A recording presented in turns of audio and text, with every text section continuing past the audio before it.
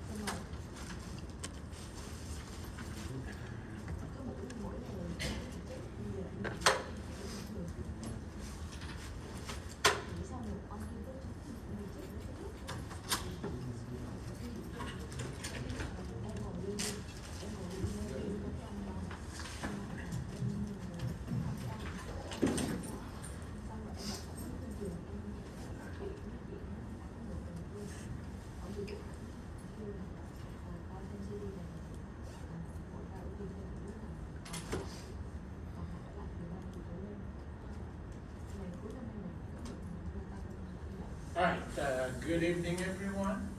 Welcome back.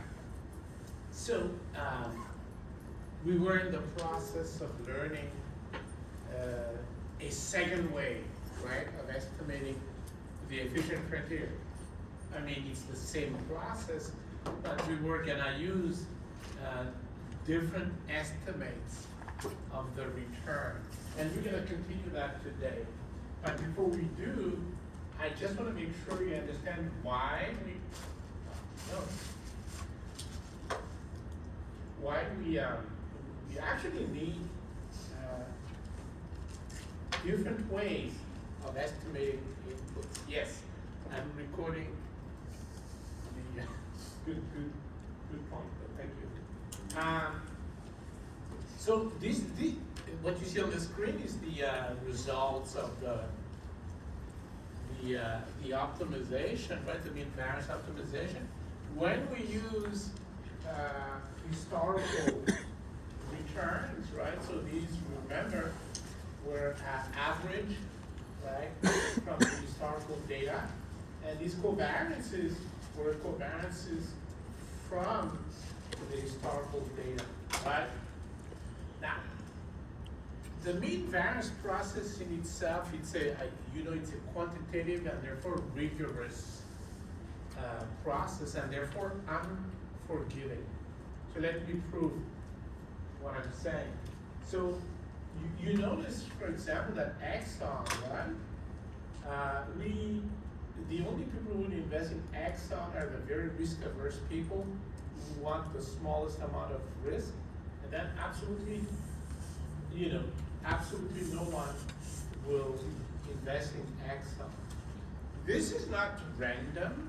This is literally a result of the process. Check this out, right? Look at Exxon, right? When you look at the Exxon expected return, what do we get?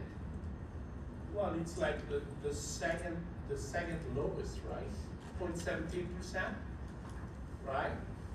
And then it's got a very low return, but remember, we were talking about this idea that even when investments have very low returns, they might still be worth getting into because maybe their covariance with the rest of your portfolio was fairly low, right? You remember that, right? And that was the idea. Well, let's check the covariance. It's still the same row, right? Covariance of Exxon with IBM, 0.08%. You should not look at the yellow cells. The yellow cells are variances, right? But when you look at Exxon and the covariance between Exxon and IBM is 0.08%, which is the highest. You guys see that? So literally Exxon has the one of the lowest, the second lowest return, and yet, and at the same time, it's got really high covariance with IBM. Let's look at the covariance with number 2, with AT&T, right? So I'm just looking at the row, right? 0.05%. That's actually the highest covariance, right? It's got the highest covariance with AT&T. Let's look at covariance with number 4, which is Johnson & Johnson, 0.08%. You guys see that? 0.08%. It is once again the highest, right? Last but not least, covariance of Exxon between Exxon and Wells Fargo, 0.8%. It is again the highest. So here's a stock with really very bad return and very high covariance with the rest of the portfolio. What is there to like? Nothing, right? And that's exactly why we have all these zeros right here. Is this something we like to see? No, right? It seems extreme. Of course it is extreme, because there's no cheating around this, right? The covariance is very high between Exxon and everyone else, and the return is very low. So that's the point I'm making here. Well, one way out of this, because we may not like this, right? This does not look like it's something we should like, especially if you like Exxon, right? But where does it come from? First of all, the rigor of the process, right? I just proved to you that it's normal, right? In fact, let me prove something else, right? So you see the same results for IBM. It's not as extreme as Exxon, but after a given level of return, then you should not invest in IBM per this process. Why? Well, let's check IBM, right? It's the lowest expected return. It's even negative, right? Lowest expected return. Let's see if the covariance saves it, right? So covariance between IBM and AT&T, 0.03%. Well, it's still the second level, right? It's not very low. It's number 2, right? Covariance between IBM and number 3, which is Exxon, it's 0.08%. It's the highest. You guys see that? 0.08%, right? Covariance between IBM and number 4, which is Johnson & Johnson, 0.03%, right? So it is the lowest, but it's not very different from the next level, right? That's at least something good. And then the covariance between IBM and Wells Fargo is 0.07%. It's the second highest covariance. So once again, it makes sense that although IBM seems to be more acceptable according to this process, at some point you should exclude it from your portfolio, right? Where does this come from? Well, you have to remember, we're using estimates. Of course, it's finite, so we're always using estimates. But the source of our estimates right now is historical data, right?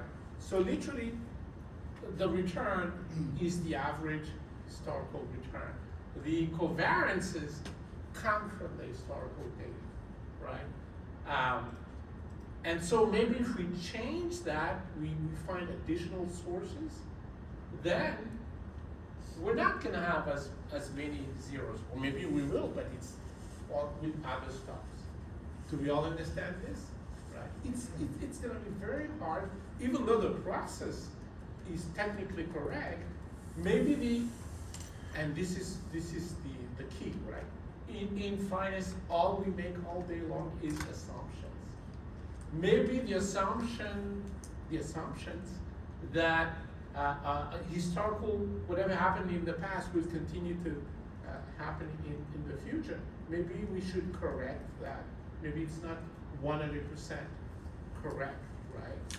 Maybe not. We don't know. We don't have a crystal ball, but we have to make estimates, right? That's what makes this finance and not accounting, for example, right? We have to make estimates and then make decisions based on these estimates. So I just want to make sure you realize that, right? I mean, this is okay. I mean, there's still a lot of people holding IBM, but according to this process, virtually no one should be holding Exxon.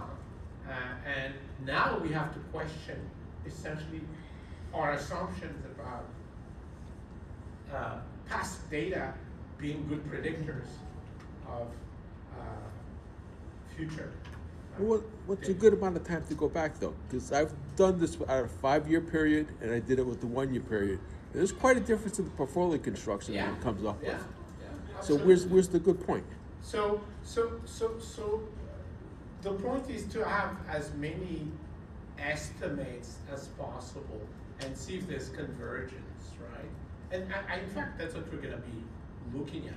That's exactly why the next thing we're going to be doing, and so let me talk about the agenda a little bit. So the next thing we're going to be doing is go ahead and use the Kaplan by matrix, which we started using last week.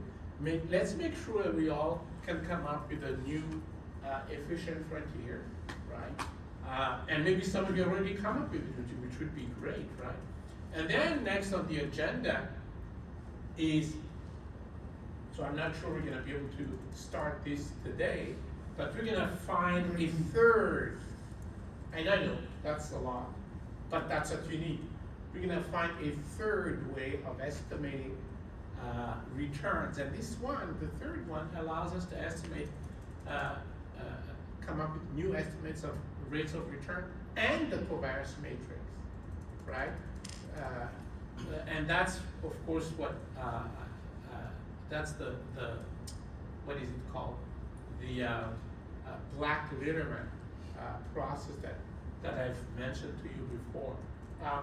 Not sure that we're gonna start that today, because before we do that, I want you to have some basis for using the Black Litterman process, and so I'm still on the agenda, but I want you to see basically what's coming up. Let's see. So here, so this screen shows you the Black Litterman process. So at the top, you have the returns, either historical return or the returns you guys will estimate today, right? And then you have the covariance, the historical covariance that we've been using, right? And if you go back down here, what do you see? There's a transformation. There's new estimates for returns, and there's new estimates for the covariance. Where did that come from? So the whole idea is to have some opinion in terms of, what these returns will look like. Based on what? So based on analysis, based on stock market patterns that we'll be talking about, and that's really what today's session is going to be about. It's about what's known as market efficiency, or more specifically, deviations from market efficiency. And yeah, that's going to be confusing because we talk about efficient portfolios, and the efficiency I'm actually talking to you about has nothing to do with that. But, it's something we need to get used to. Bottom line is that this is a process where you're going to be able to express, for example, here, my opinion is that AT&T's return is going to be 0.1% above Exxon's return, right? So if you have opinions like that, and you have reasons for having opinions, of course, that's the point, right? Then, once you look at, you know, the AT&T new return, right? AT&T's return went from 0.41% to 0.77%, right? And so it's something that we should look at. And by the way, so the difference between Exxon and AT&T got smaller, right? Because that opinion was taken into account by this new process, right? So we're gonna talk about this, possibly not today, but the point is, you know, this is some work that Fisher Black and Bob Litterman did at Goldman Sachs, and it has become part of the industry standard. So you need to know about it, right? Okay, and that's going to be our third sources of returns, and definitely our second source of covariance. And we're gonna, at that point in time, I'm not gonna help you come up with the new efficient frontier because you wouldn't be fluent with doing stuff, right? So that's basically on the agenda, right? To recap, we're gonna finish what we started by using CAPM matrices, right? To come up with the new efficient frontier. Then we're gonna talk about deviation from so-called market efficiency so that we can form opinions about returns within the portfolio. In addition to, of course, to just pure analysis or regular analysis, right? Okay, so having said all that, let's then go back to, so I'm gonna remove this, save, and we're now going to go ahead and finish what we've started off, right? So what we did last time was the following, right? We all started by computing what's called A bar. Does anyone remember what A bar represents? Yeah, risk of A, you can't forget, it's aversion, right? Degree of risk aversion, right? And what is that? So it is, and this is why it's a measure of risk aversion, because it's, so that let me see if, right? What you see there is it's the,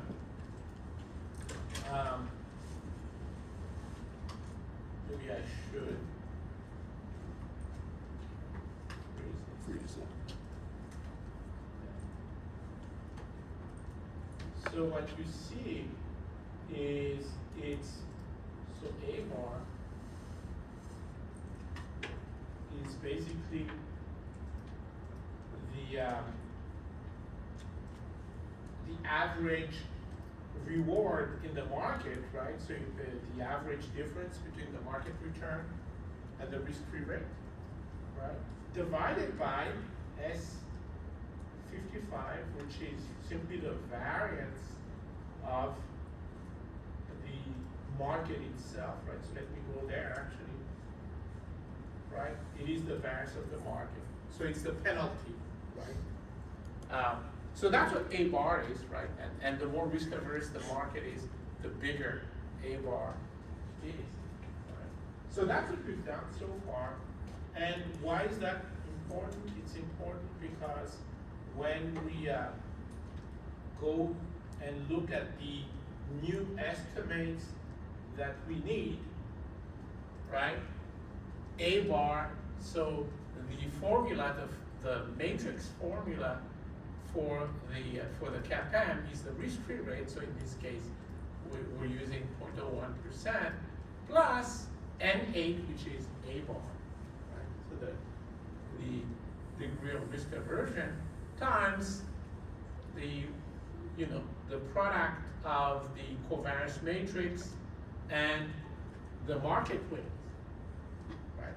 We're assuming that the portfolio is the whole market, and we just compute the percentage portfolio weights for individual individual stocks, right?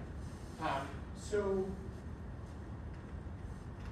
just checking, first of all, raise your hand if you have this A bar in front of you, right?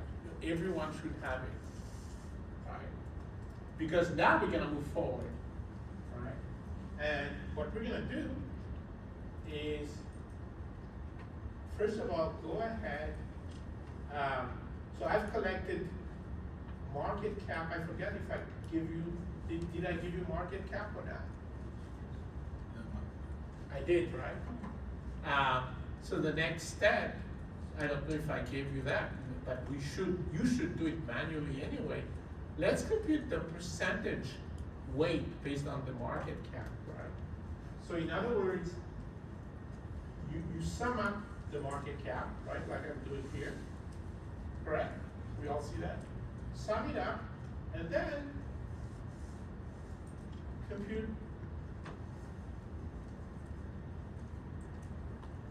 the market weight as just the market cap for that particular stock divided by the sum of all market caps, right? And once you've done that, raise your hand, and then we're gonna move forward.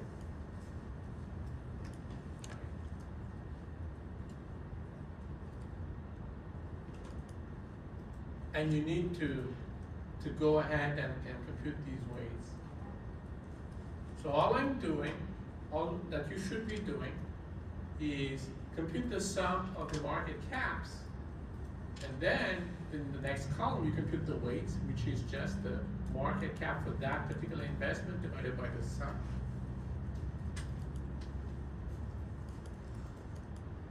Questions? You're done? Al? Yeah, sure, absolutely.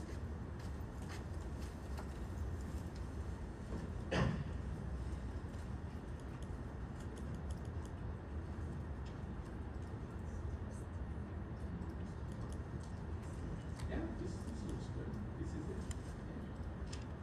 This is it. So let's go back to PPT. Okay. Alright. So let's scroll down. Okay, let's go back. Yes.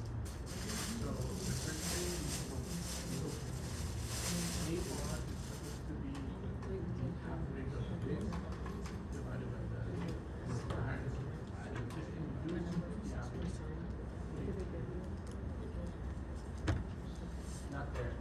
I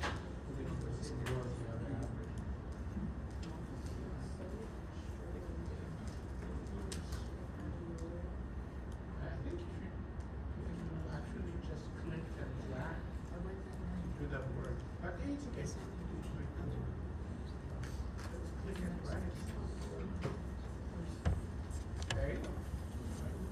Now, then, the next thing you want to do is of that. So bar has S.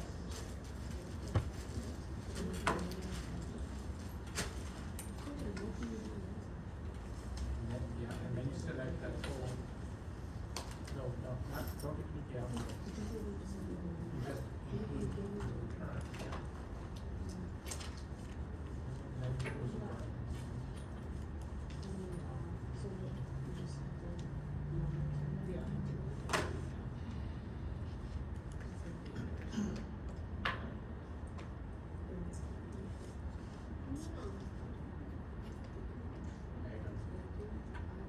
Alright, so A bar is just average, market is very much 0.1, since you're equal. You have to write down equal. And then that average 0.1 is equal to market, yes? Divided by the variance of the That's it, we're all set. So now you're gonna go ahead and do the, right? Do the percentage weights that you see on this over there. Right, you have to sum this up, and then you get the percentage. Yeah. Yeah, yeah. So we don't have to do this. Yeah, this yeah, thing and that's a this good one. question. So you guys remember that we just computed A bar over here, right? Over here in whatever that is, S66. And so all I did was, look at that. I just said equal that set. Right? That's all I did. I did not recompute it. Right? So raise your hand if you now have both the market weights and A bar on column N.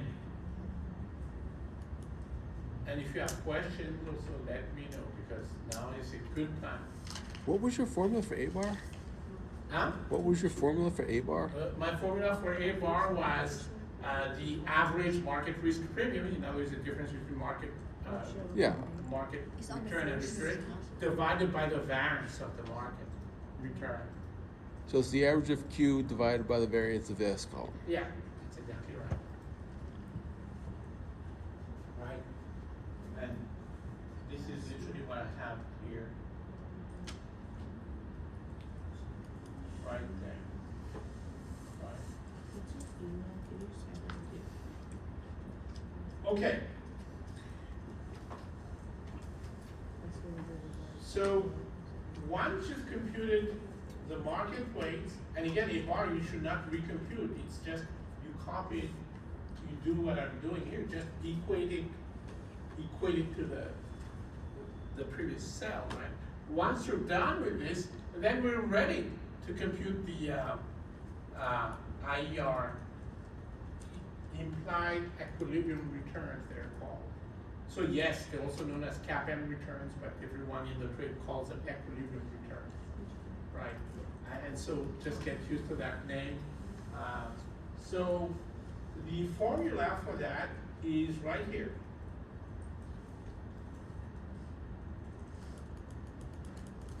Right? So it's 0.01% because that was the risk-free rate at that time. So you guys just enter that, plus A bar, which is N8, times, you guys see what's going on, the covariance matrix times the market weights, right? And then you enter and then you drag it down and you have a whole new set of estimates for rates of return. Let me know when you guys get there.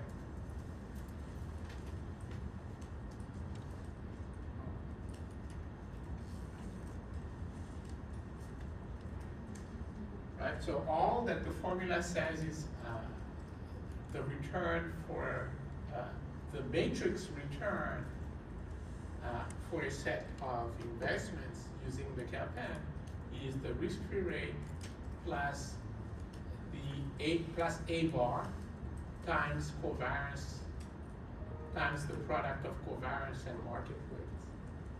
So are we calculating the IER? Yes. Or for some reason? So IER is the implied equilibrium return. That's the. For some reason, That's- I already have it. I don't know why. Okay. Maybe so that's good.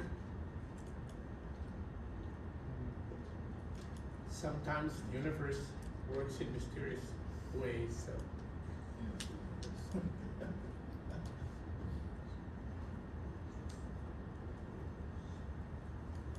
And once you guys have the IER, just raise your hands and.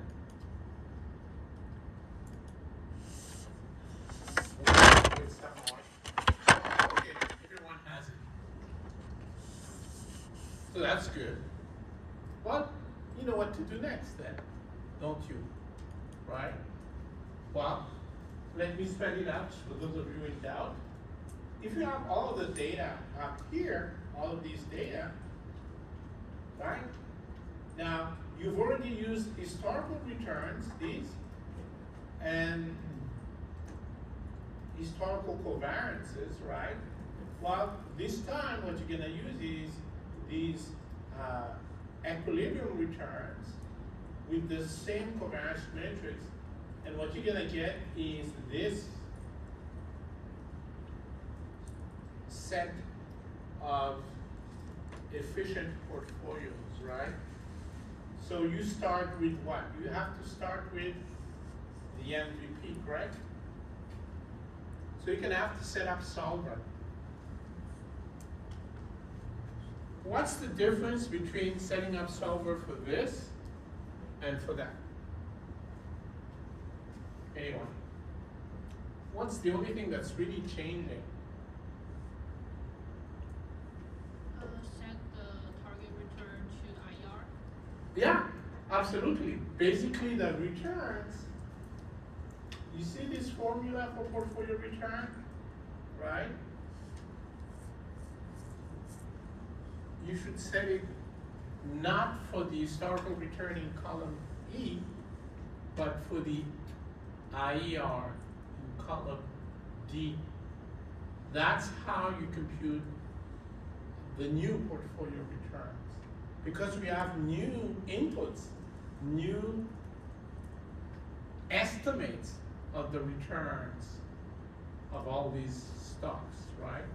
So change that formula in C12 so that you multiply the weights in column C with the weights in column D rather than column E, right? That's the change. Should you change the variance cell? Well, if you remember, when you compute the variance of a portfolio, or maybe you don't, so I should remind you of what that is. Basically, the variance of a portfolio, that's not looking good. Okay, so the variance of a portfolio, right, is the weights of the portfolio transposed times the covariance matrix times the weight. And nowhere in this expression is there any return. So the covariance does not change. Do we all understand this? Right? We still rely on these covariance estimates, but our estimates of the return will change. And clearly, now you guys see it, right? If you do this right, so I'm expecting you to do it right today. Not that you've never done it right. I'm just saying I'm expecting everyone to do it right so that you can see, do we have as many zeros here? No. You guys see that? And that's going to be a lot more acceptable to your boss, to your customers, and then to yourself, right? Because maybe it doesn't make sense to say Exxon is really a bad investment. You put your cursor back on the IER formulas though, Yeah, absolutely. and maybe make that a little bigger for us blind old people. You're talking about the IR formula, right? Yeah, Yeah. yeah, but make the cells bigger so I can see that. Okay, let's try that. My eyes are probably as bad as yours, if not worse. Yours are better than mine, that is for sure. I wouldn't be so sure about that. I am. All right. Does that work? So you just put the risk-free up there? Yeah. So risk-free is 0.01%. So may I show you something? Yeah. Yeah. So for some reason, I don't know what's happening. Why? You know why it's gray and it's showing the same number?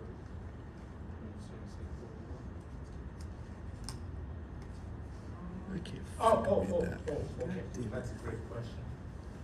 So if you use, so it's something, here's something I mentioned, and hopefully it's not apply, it doesn't apply to you. If you use some old Excel, right? Whenever you enter the formula, you have to select the whole matrix.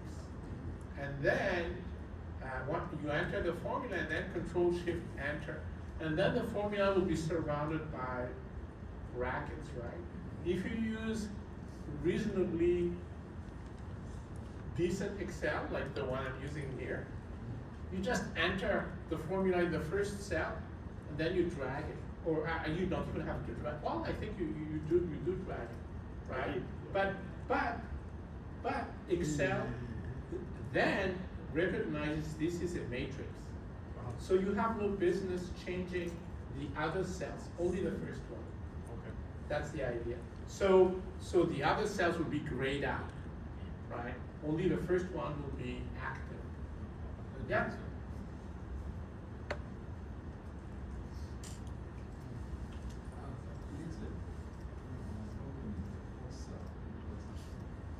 G2, Oh, it's just a formatting.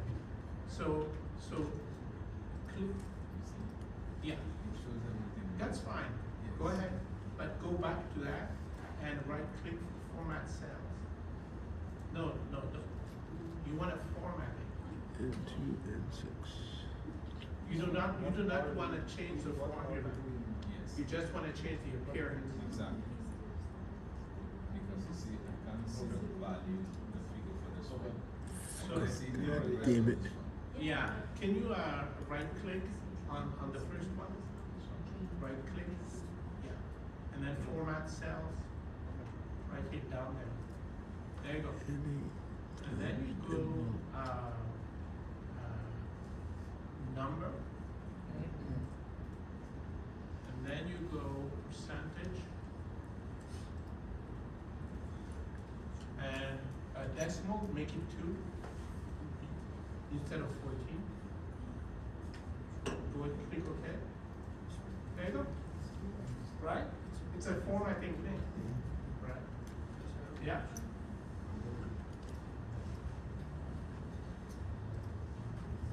Yeah. Yeah.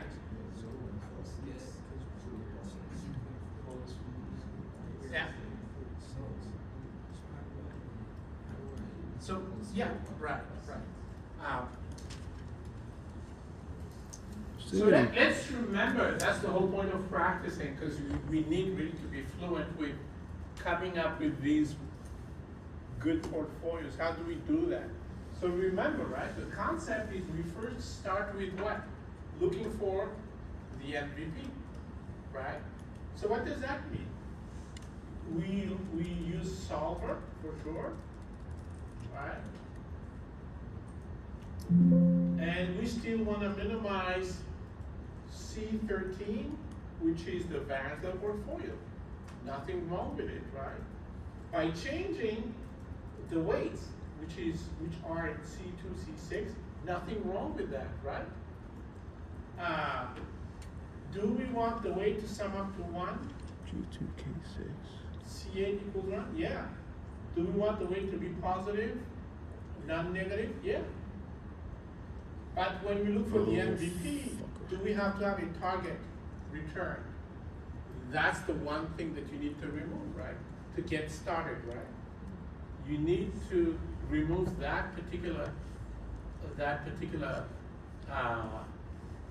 constraint, and then go ahead and run solver. Now again, remember, before you do all of that, you need to change the formula for the portfolio return, right?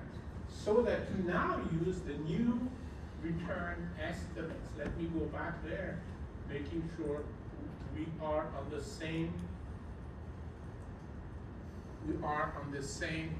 page, right? You notice that I'm no longer multiplying C2, C6 with E2, E6. I'm multiplying C2, C6 with D2, D6, right? So I'm using the new return estimates. And then the next step is use solver to come up with the MVP, there's no way you know that the MVP has a return of 0.48% and standard deviation to 71%. Only by using solver and removing the target return expression, right? Only by doing that will you get that result. Raise your hand if you've got the same MVP that I got. Okay, not everyone is there yet, but that's the whole idea, right?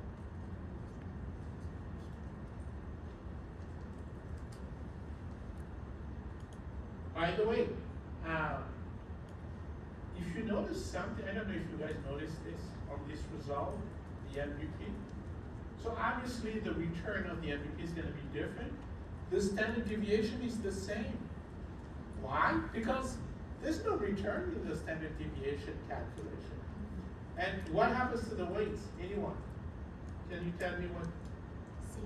It's the same. It's the same. Why? Because at that level, when you really just want to minimize risk and you do not care about return, then obviously the only thing that is at play is the covariance matrix. And we did not change the covariance matrix. Does that make sense? Right. But you still need to go ahead and use solver to get these results.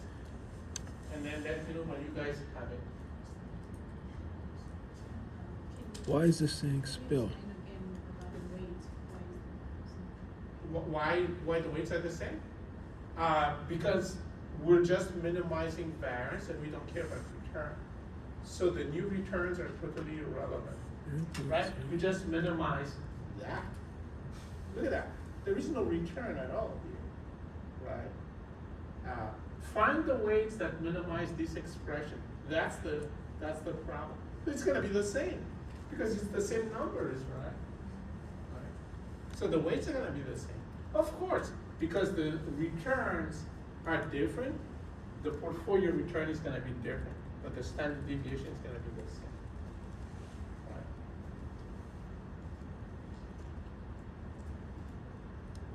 So what I want you to do is get the MVP and at least get a couple of these upper higher return results so that it looks somewhat like mine, and then we have some confidence that you basically, if left alone, you know how to do this, and we're gonna move on, right?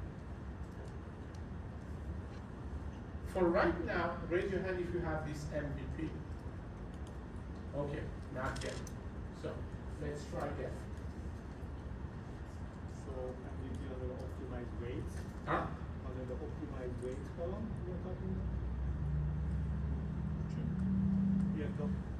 about? Yeah, well, these are the results. These are previous results, right? What I'm saying is that you now have to find these results, right?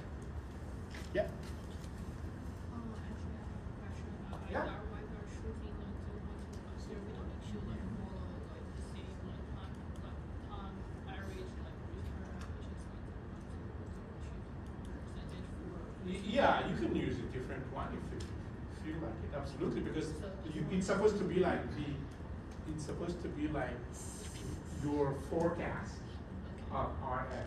So my forecast was 0.01 because it was very close to what was in the past. Right? Yeah. This makes no sense Yeah. at all. So you want to minimize variance, which is fine, by changing the weights in C to CS. And then you want the weights to be non-negative, okay, and you want the sum to equal 1. Yeah? To be solved.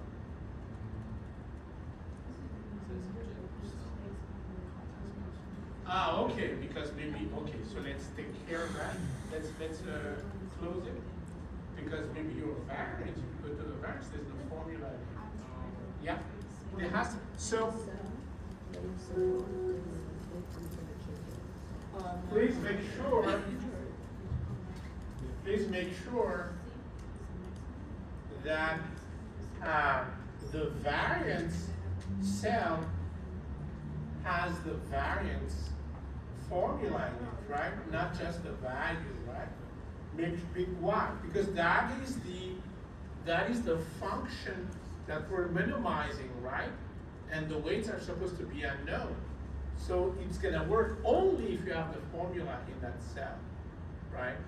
Because the formula will use the weights, right? In the same way, at some point we wanna target a particular value of the return, and we have to bring to bear the weights once again.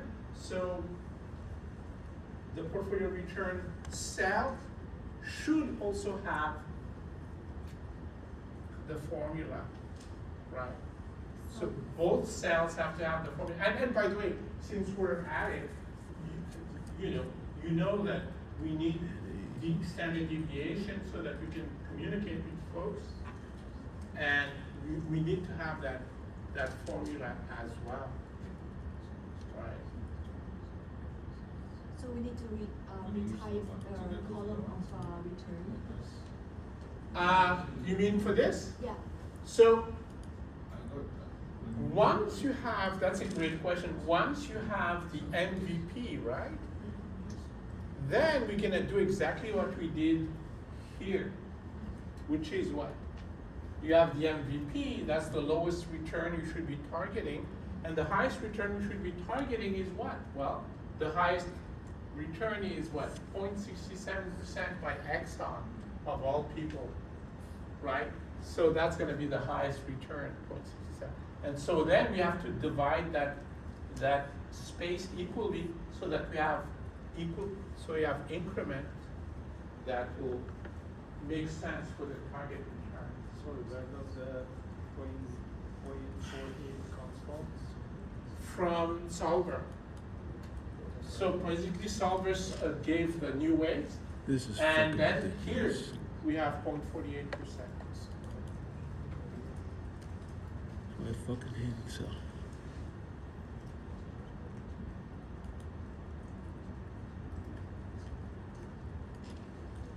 Can you show that cell just to make sure like Which cell, the, 0.4? The 0.048%. oh, that's a result. Okay. That's a result. I copied it from here. Once I ran solver, I copied the results here. That's a high work.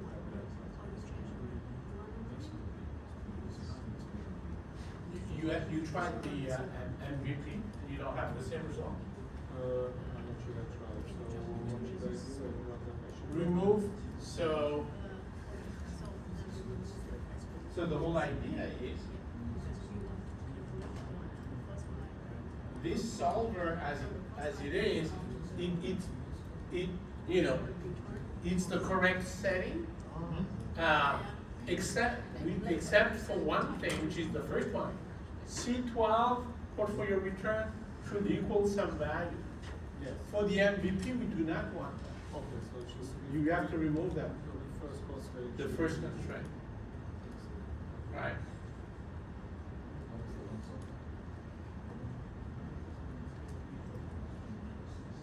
Remove that first one that you see there, and then run it, and everyone in this room should have the MVP.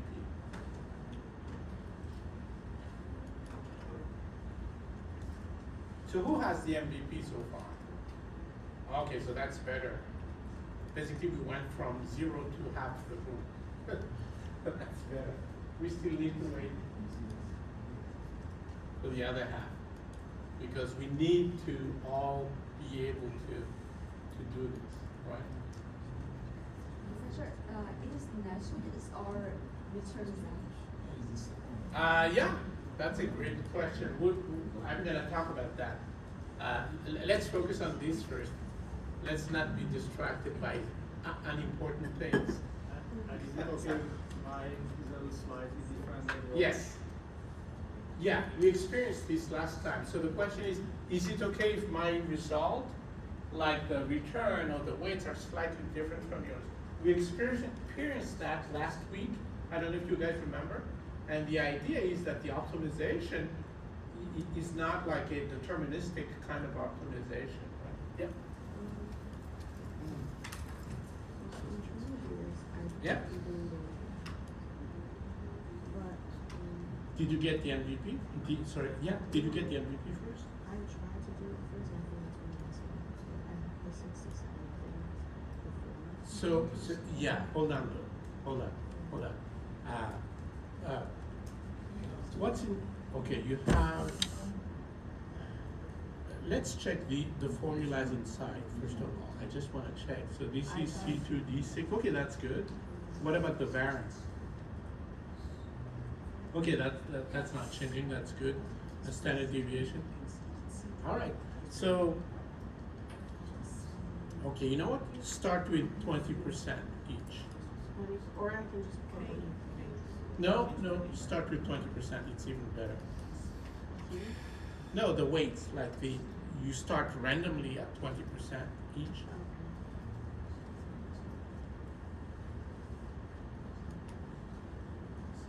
There you go. So now let's go to solver. Right? This is getting really annoying. So, okay, can you remove, okay, can you click on this first constraint and delete? And then, solve. And say okay. And close. So there it is. And by the way, that's the return, 0.48%, you see it? Right. Yeah. And then just do that for these. Yeah. Yeah, okay. So solver. Okay, hold on. Let's move on to the next. Okay, I just checked. Okay, solver. You know what? Before, just close it. Let's do 20%. Yeah. Okay, but here's different. Yeah. So now solver, and you're gonna remove the first constraint, delete. Solve. Click on solve. Okay. There you go. See that? 0.48%. And these are the weights. And so you copy and paste. So do I have that for each one, or do I can input this? So now, so that's a great question, right? So I'm glad to report a couple more people have done this. All they did was remove the first constraint, right? Click on the first constraint and click on delete, and then solve. And you're gonna get my results, which look like this. Yeah, trust me. Now, one thing that I did ask people to do is when you first start, let's always start with that naive diversification. Let's start with 20%, 20% each, right? Before you run solver. Why? Because literally solver, again, it's a trial and error. Well, maybe I did not mention, it's an educated trial and error algorithm, right? And so it depends on where it started from. If it starts from something weird like this, it's not likely you'll find the same solution, right? So, okay, I forgot. So, yeah, hold on, because I think, yeah. The results return to create those. Yeah, right. So the current one, that return that you had that you click, and the difference of the highest, which is 0.67. Yeah. Yes. And let me see if I did something like that. You should do it. Yeah. I'm like a parent, right? Saying, don't do what I do. That's the last one. Do what? Oh, I did it. Oh. Okay. So I remember I did not do it for this one, Okay. but I did it for this one. Huh? Just one question on this. So you said for the new data set, the highest return is the 0.67. Can you go to the last row, please? The last row, this one? Yes. Yeah. Can you? Ah, you mean you want to know what the portfolio looks like? Yeah. Wow. Look, who has 0.67%? Yes. It's Exxon. Yes. So it should be mostly Exxon or all Exxon. And that's basically what we have here, right? Exxon 95%, and then there's a little bit of Wells Fargo. So, for the, But Professor, the last row is also similar to the last approach, just change the return we approach, right? so previously we used the highest return, which is Jones and Jones on 119%. On the left data set, the highest return is 1.19%. So it should be row 28. Row 28. Can you show the row 28? Yeah. So that should be 119%. Which one? Here? Yes. Yeah. Okay, so that's where you put the 0.67 also. Yeah. The same, okay, it was confusing because also a line above cell was 0.67. So actually some of them I think copied wrong. And they're not supposed to have the same return, right? I understand, but I think they didn't put the 0.67. No, they didn't. So, 28. yeah, I did not use the same increments and all that. Okay, but it should be a 0. The highest return should be put also in a row 28, not in a row 27, because previously showed. Yeah, I only think- row 27. so I think- Well, maybe it got some people got confused. Yeah. I think what happened is, okay, let me format it differently here. These two number. I don't think it's exactly the same numbers. Yeah. As it is. So they were not the same numbers. Yeah, just as the previously showed, it was ended at the row 27, so I Right. think they copied from the previous, the highest return 0.67 to the cell in the row 27, not Mhm. 28.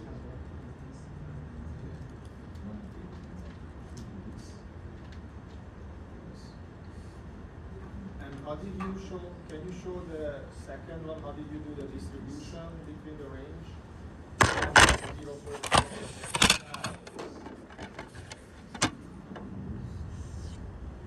I took the maximum value minus the minimum value divided by 8.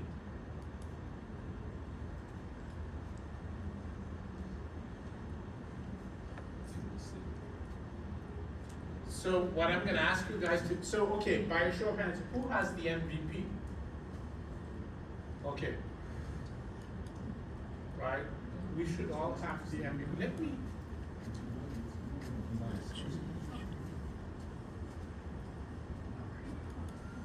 Huh? Yeah, I just tried to do the same thing.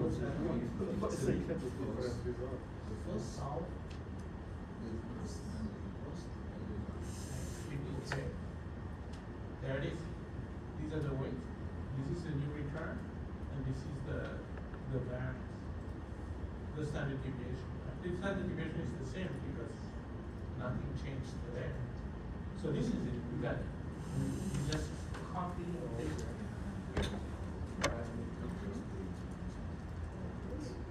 So did you do it?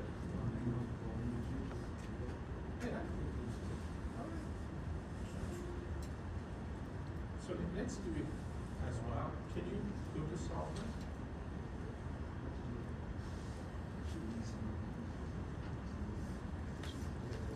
Okay. What's the formula using? Yeah.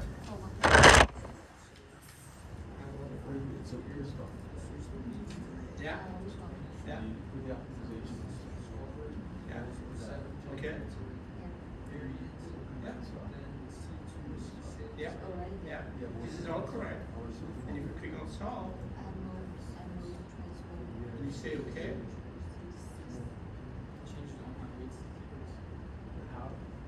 Okay. So let's go to review the formula. Okay. No. One formula. So first of all, the portfolio. First, Okay. How about the variance? That's the regular optimization for C2s. No, that's fine. And then standard deviation. So why is different, right? All right. Yeah. It's, no, actually it's different because of returns. It's different. So just click and drag. Because when There I you do go. the solver, So let's just go back to to solver. find a minimum return. It's Let gonna me be, check. So, yeah, I 0.4. don't see anything on it. Let's solve again. Yeah. Let me do to find a minimum return. It's gonna be this number, and then from this number, we're gonna like just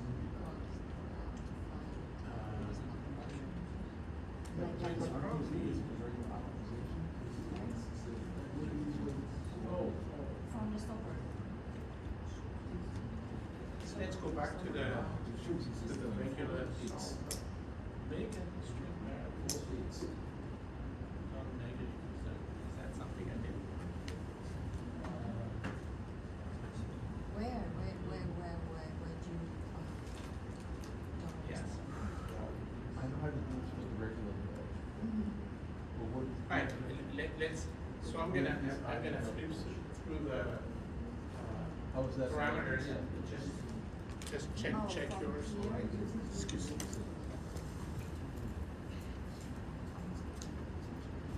Highlight the formula for the over the optimization thing. For solver. Well, no, for the regular formula thing. What are we doing different? We're at the 18%. Which one? No, for the one we're in the cell we're in the optimization on.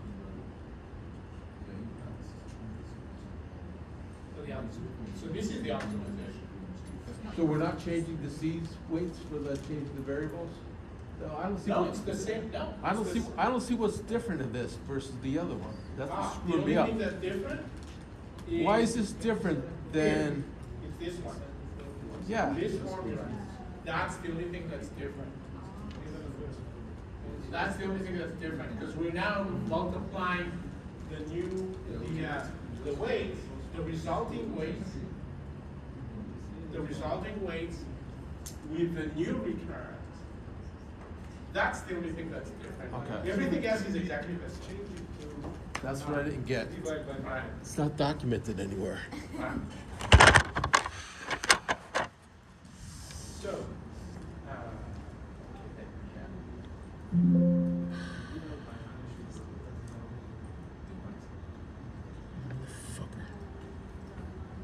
So, so the first thing you need to uncheck is this one, Yes. right? It's unchecked. Okay, let's check the other stuff.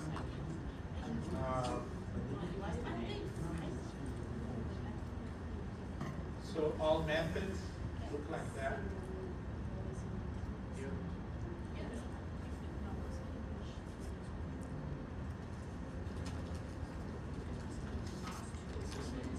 Okay. Evolutionary. Actually, the same. So yours. Okay.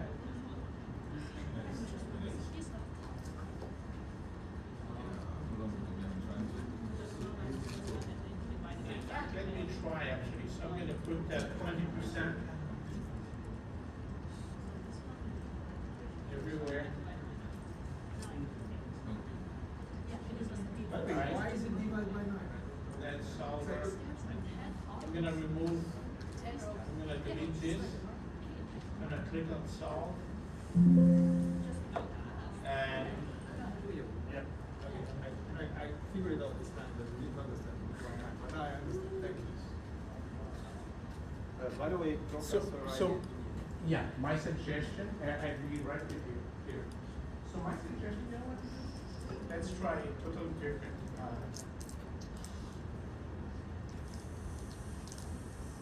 workbook, and you're just gonna copy, because I don't think we're gonna find out, there's something there's something in the cells that must be some sort of a formula.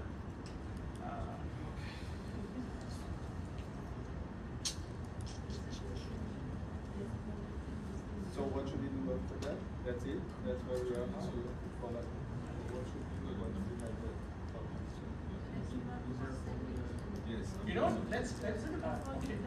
let's go back to the formula for your return. Is it okay? What? Okay. I know what he's doing now, but that's why I can't stand jumping into somebody else's spreadsheet. Because Okay. you don't know what the fuck you're doing. It pisses the hell out of me. Why is calm down, it's okay. Then I gotta work in a stupid Mac because there's no fucking plugs in this room. Drive me fucking nuts. But I thought that row is already there. That is fine, because there's two major I'll show you. multiplications. First, you multiply the transpose with Yeah, the yeah. covariance, but you already multiply that result with It's- But, yeah, I don't know, Is it? Okay. Yeah, It's you think I could read that? No, here. because I Real. feel something wrong with this. Where is it? Use a It new is workbook, C2. just copy all of this C2. data, and then don't forget these formulas. It's not gonna Here. take you more than 5 minutes, just copy and paste it on a, Here. This one. like, the whole, Yeah. put it, I know the formula, but just, huh? then it's this thing. No, just that, and put it in a different workbook. Sorry, I should do like C this one, C That should should equal with what? Okay. This one? And then the other thing, yeah, so the next thing It should be is C2. formulas. Yep. Okay, Exactly. No, you don't care C about that. C12. So it's four, words, right? C12. So And formula for what sum, should be? then you have. Now, is that what you got? Equal sum, This is the MVP. This one? The next one? Is that the same thing you got for the MVP? close parenthesis. No, you haven't run the MVP yet. Okay, good. Oh, that's right For there. your return. So we gotta now do start to this. run. Oh, you have the formula. It's over.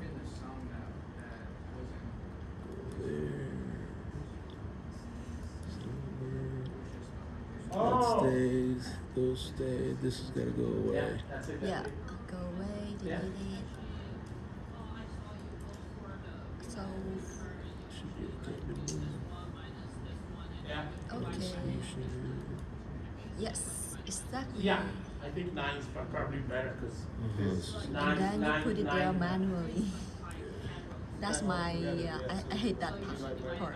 by 9. Well, if you just copy it by number, it'll work. So if you want to do this right, the return, Copy, then you someone has just Okay. mentioned, just paste by divide this numbers. by Value. 9 Value, instead of 8. find it. There. Right. Exactly. Your return. If you want to do it by This. equal. Yeah, equally, exactly. As long as it's not a huge difference, it's okay. Because I didn't see. No, that's fine, that's fine. So all I want from you guys is once you have the MVP, just get two more values, just to reassure ourselves that we can all do it. I don't want you to go through all of it because we have other things to do. But, at least we practice redoing it twice. So what's the difference between the MVP, right? Which is this, and let's say the next result I want. What's the difference? Well, the difference is you add a constraint that says what? The portfolio return, so you select C12, right? So the portfolio return should equal, and then you select one of the values that you've come up with here, particular target return value. So you add that particular, let me do it, let me show you, right? So for example, here, let's say I want to add the fact that the return I want should equal this one, the next one, right? 0.50%. So in my case, it's K20. So I'm adding, so I'm saying, okay, I'm gonna solve it, and there's a solution, and you guys find, right? look at this solution. This is exactly what I have here. 14.99, 26.06, etc. With a new return of 50% and a new standard deviation of 2.74%. Right? If you get that second value, then we should all be satisfied because now we can deal with both scenarios, right? When you look for the MVP without targeting a specific rate of return, and then the next thing is you have to target specific returns. And just like some folks said, you know, if you need 9 more values, maybe it's a good idea to divide the whole difference, the highest return minus the lowest return, divide it by 9, and that's going to be the increment.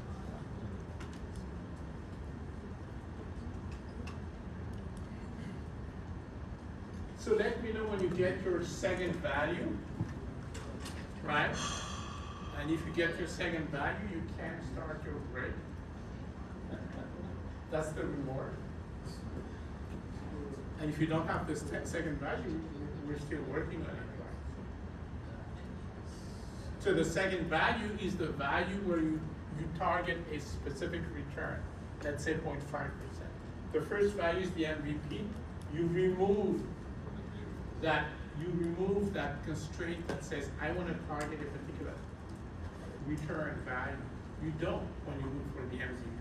So in this case now, your objective is to get this return.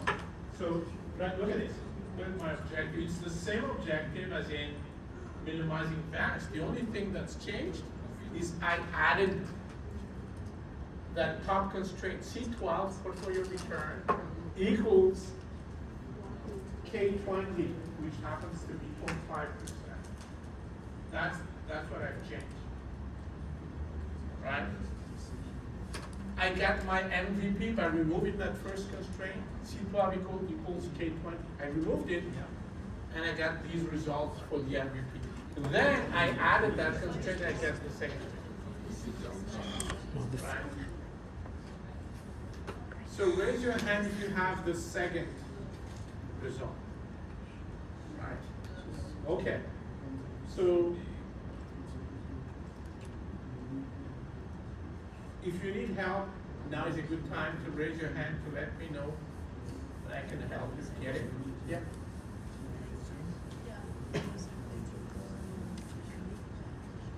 Yes. Okay. So first thing is just cancel first of all because okay. So now we're gonna add. Well, let's go back. Actually, I was too fast. So are we minimizing variance? Yes. And then go back to number. Yeah, just keep it open. And then by changing the weight, C2, C6, right? So we want the weights to be non-negative, correct? We want the sum to equal 1, correct? There's only one thing that's missing now, which is what? We want to target some rate of return above 0.48%. How could you So not let's say find so let's close it first of all. Oh, you have it at the second. Oh, perfect. So let's open. Okay, so let's open. And let's add. And now you say, I want the return. So you select that to equal.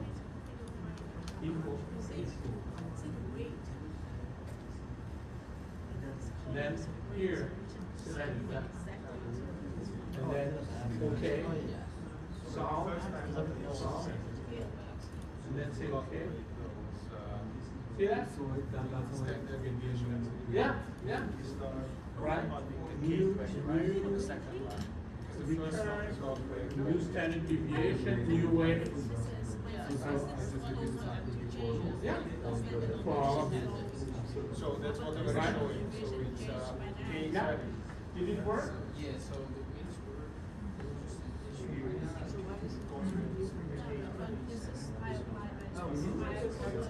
That's fine. That's fine, because it's not, so, it's an algorithm. It's not exactly it's not gonna be exact, not trial exact method, it's a trial, it's an educated trial and error. So if anytime it's close to the solution, it's gonna stop. Right? That's, so you should accept slight differences. Right? Yeah? Hold on, I'm gonna put this one. Yeah. So now, how do they, It's not really working. this one? Yeah. So just what is that? Yeah. Oh, this one. And you should just copy and paste the weights. Okay, okay. Yeah. Thank you. And then you're gonna repeat exactly the same thing, just target the different. Yeah. Yeah. The first line is calculated and you didn't have any constraints. Yes. We have the constraint, but no return constraint. This first line. Yes. Okay, and then first, second one is calculated and this is the. Yes. That is this return. Exactly. And then you're gonna move on to the next one in Okay, second. and that's what you have to do with the whole. Yeah, yeah. I mean, you're not gonna do it now, but that's the idea. It was so quick, I don't know how much. So it looks like a lot of people have the second value. Raise your hand if you have that second value. All right, fantastic. So look, it's what is it? According to this computer watch, it's 7:45. Perfect. Let's come back here at 8, and we're gonna move on to the next chapter. Okay.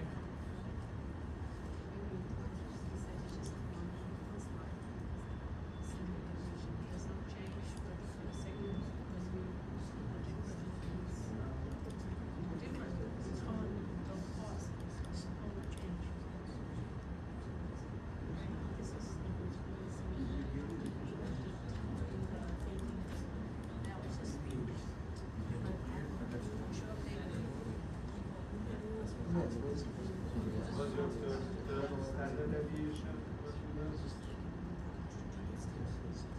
Yeah. Because you didn't change. Huh? Because it changed those terms, and it changed it over yourself. No. Probably because this.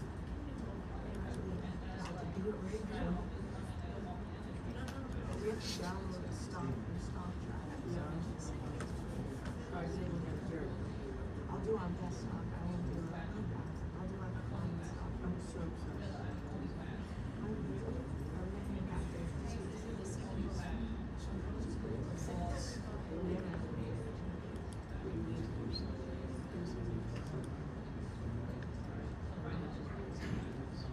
Oh, I don't know. I think basically.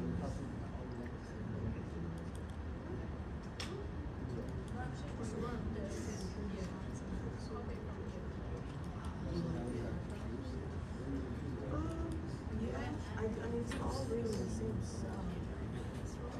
Like, I'm not really interested in this stuff, like, it as much, I just like the part of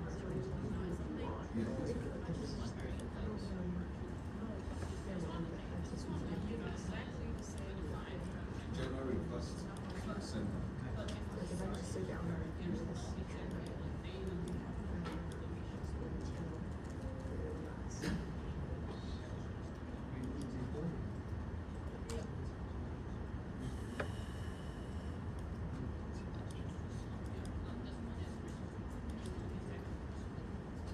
Hopefully you'll stop. No, I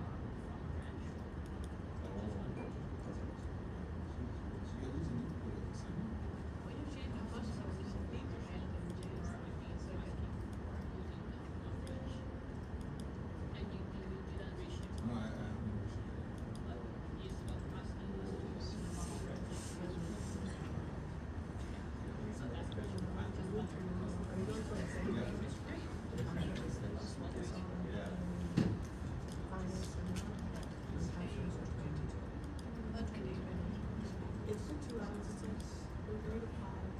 Accounts are from 5 to 6.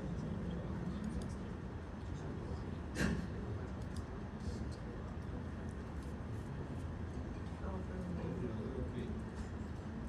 It's different, a little bit different.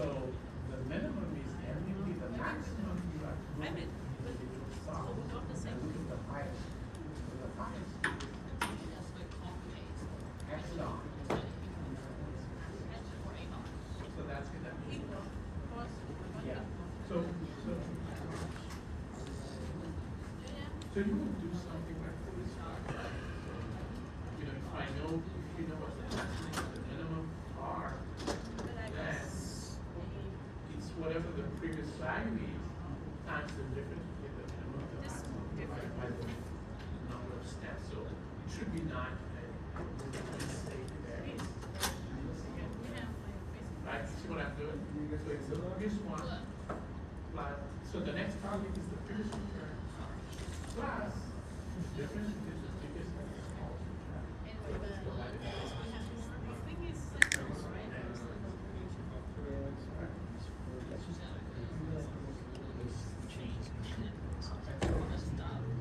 and once you have that, but look at this formula though. The difference, I put dollars all over the place so that when you click and drag, that difference does not change.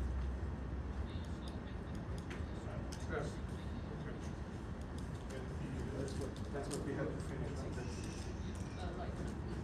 Well, let's go back, let's go to IR, that particular bag, whatever that is. Is it exactly 0.66? Let's look at the 4 decimals. Just. Yeah, like we are the same, and like she is. Yeah, just like- okay, so 0.66. Yeah. Yeah. Huh? A little bit. Yeah. Yeah. Only get like 15, 20 days. I mean, first one is. Wait, Yeah, but you're 2 weeks. what is it? So exactly. Haven't had you for a problem. Yeah, sure. See? That's exactly what we exactly. We got the same thing. This Yeah, was the all the idea. data is the same. So there were But two like, things. if we were like, do this, Questions. like, make sure. And in the last meeting, No, just try to practice. there were suggestions in additional. No, but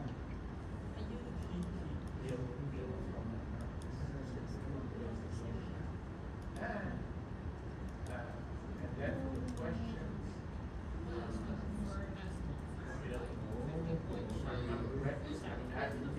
This form sent the number. I think the idea was. Like really 29. Yeah, let's review them. He makes a suggestion.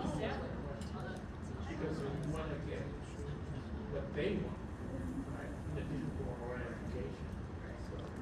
So that's where we are. And then you guys will take whatever you've done, and then, you know, and then we'll adjust based on what.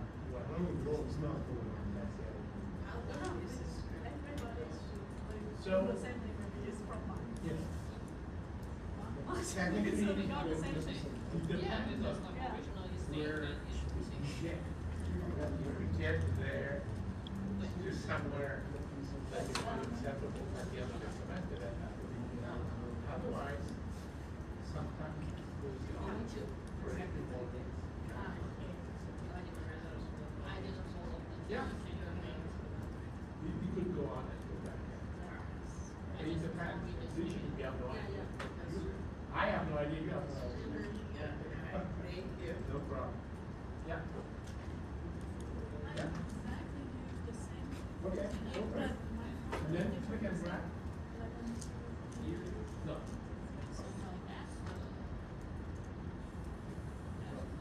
There.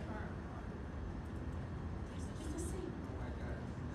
Okay, all right. That's why. No, the last one. Oh. Okay, let's go back to the one. Oh, yeah, that's the same here. Here. Second. Yes. Okay, please, hang on. The last one is the last one. It's not the same. But how am I going? Why? Wait a second. Why? Okay, let me rerun it. Yeah, I Yeah. should rerun this. Okay, everyone is running.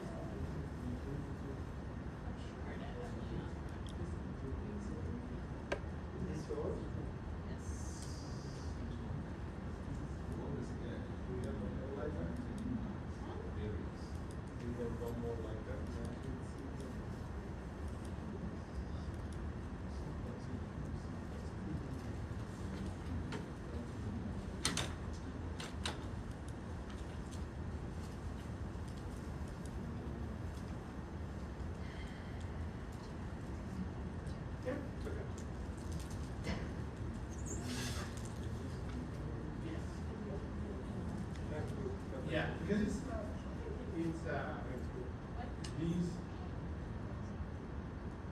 when you try to find the way to minimize something, and then there's all kind of, so there's no exact. We had to, Educated? Yeah, it's pretty good. It's not, it's not like calculation. And then it's like increased Yeah. a lot. I mean, increased a little bit. Yeah. Like reduce it. It's not about increasing 24%. I'm not sure it's very edgy, but that's It's like increasing 24%. What's going on? so. But eventually we should sell it.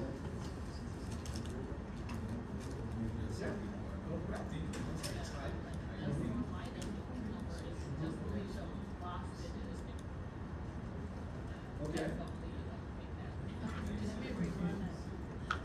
yeah, Because we used to. It makes sense to be honest. You don't know what's happening. Okay, because the formula here, you remove the formula, so let's remove this close. So, hold on, actually, so, let's go back to the solver. Okay, got it. What did you get? I just changed, like, I wrote, rerun A, B, Here you go. Both are. exactly the number. We're supposed to minimize the values, both values, what did you change? I just copied exactly the formula. And then let's go. Now I got the same. What is The number, I just made already, this is the new, I just made exactly the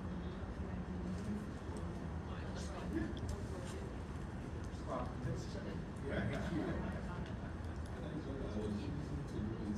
it's good for us. Huh? Just change the return with just A divided by A and didn't change the standard. There you go. And 456, 650. Thank you. No problem. Yeah. Yeah.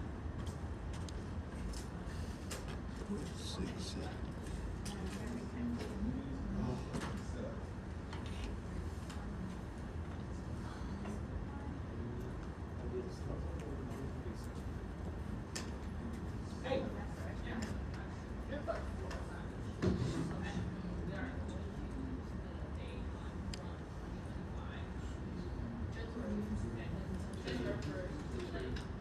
December, yes.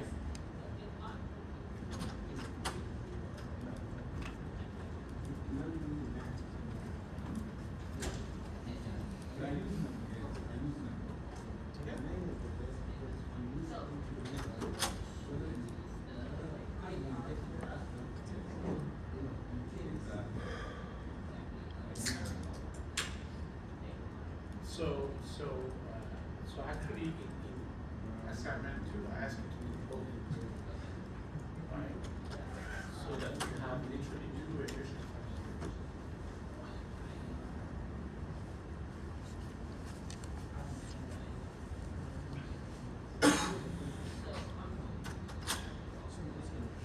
Yeah, yeah, and then standard deviation of the. Yes, yes, yes.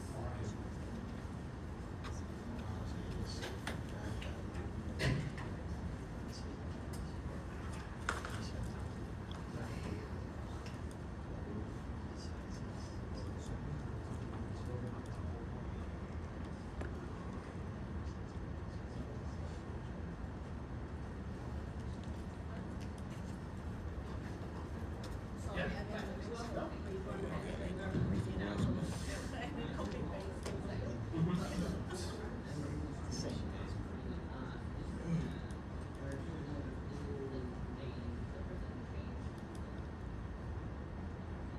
Yeah, so you have to convert it. So it's, this is price at some point, and this is next day, so the return is gonna be, yeah, that's right. Minus one.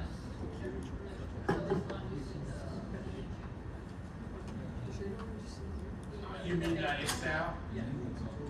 You know, ultimately. Right, exactly. exactly. What are you mean, like the data you That percentage already, yeah, because I was using Morningstar Direct, not the stuff.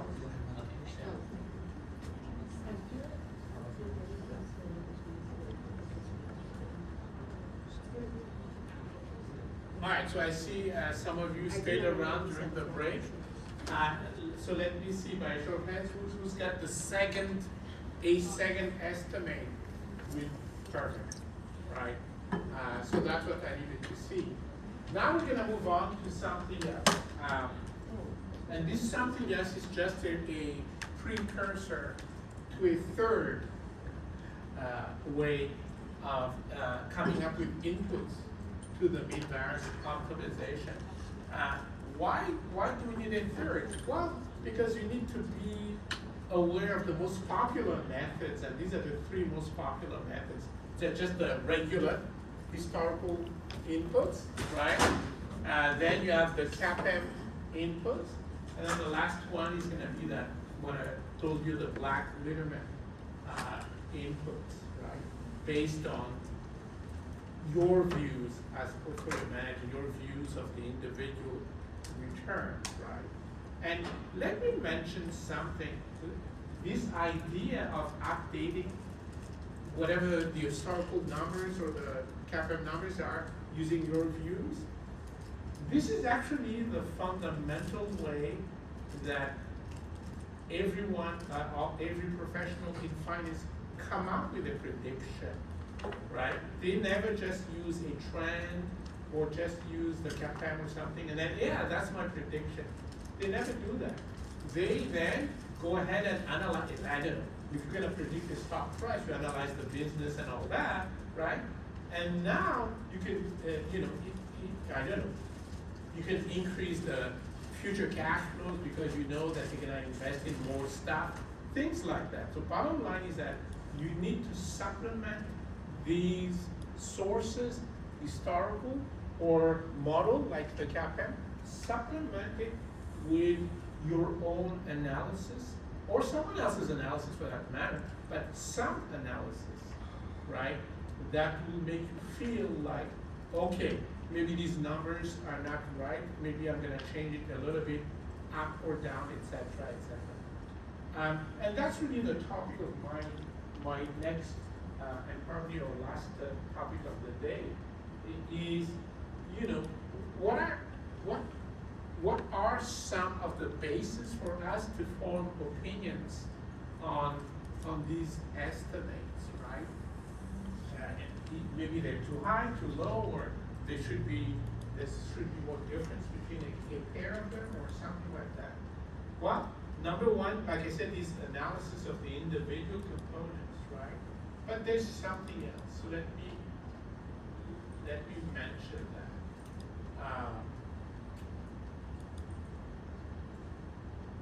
So you're still recording, right? Yes.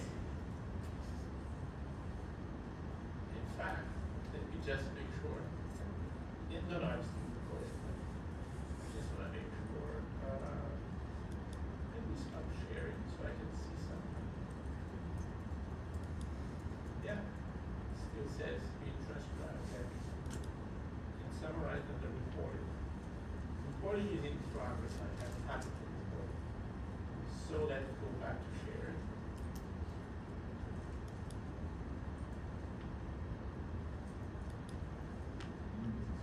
So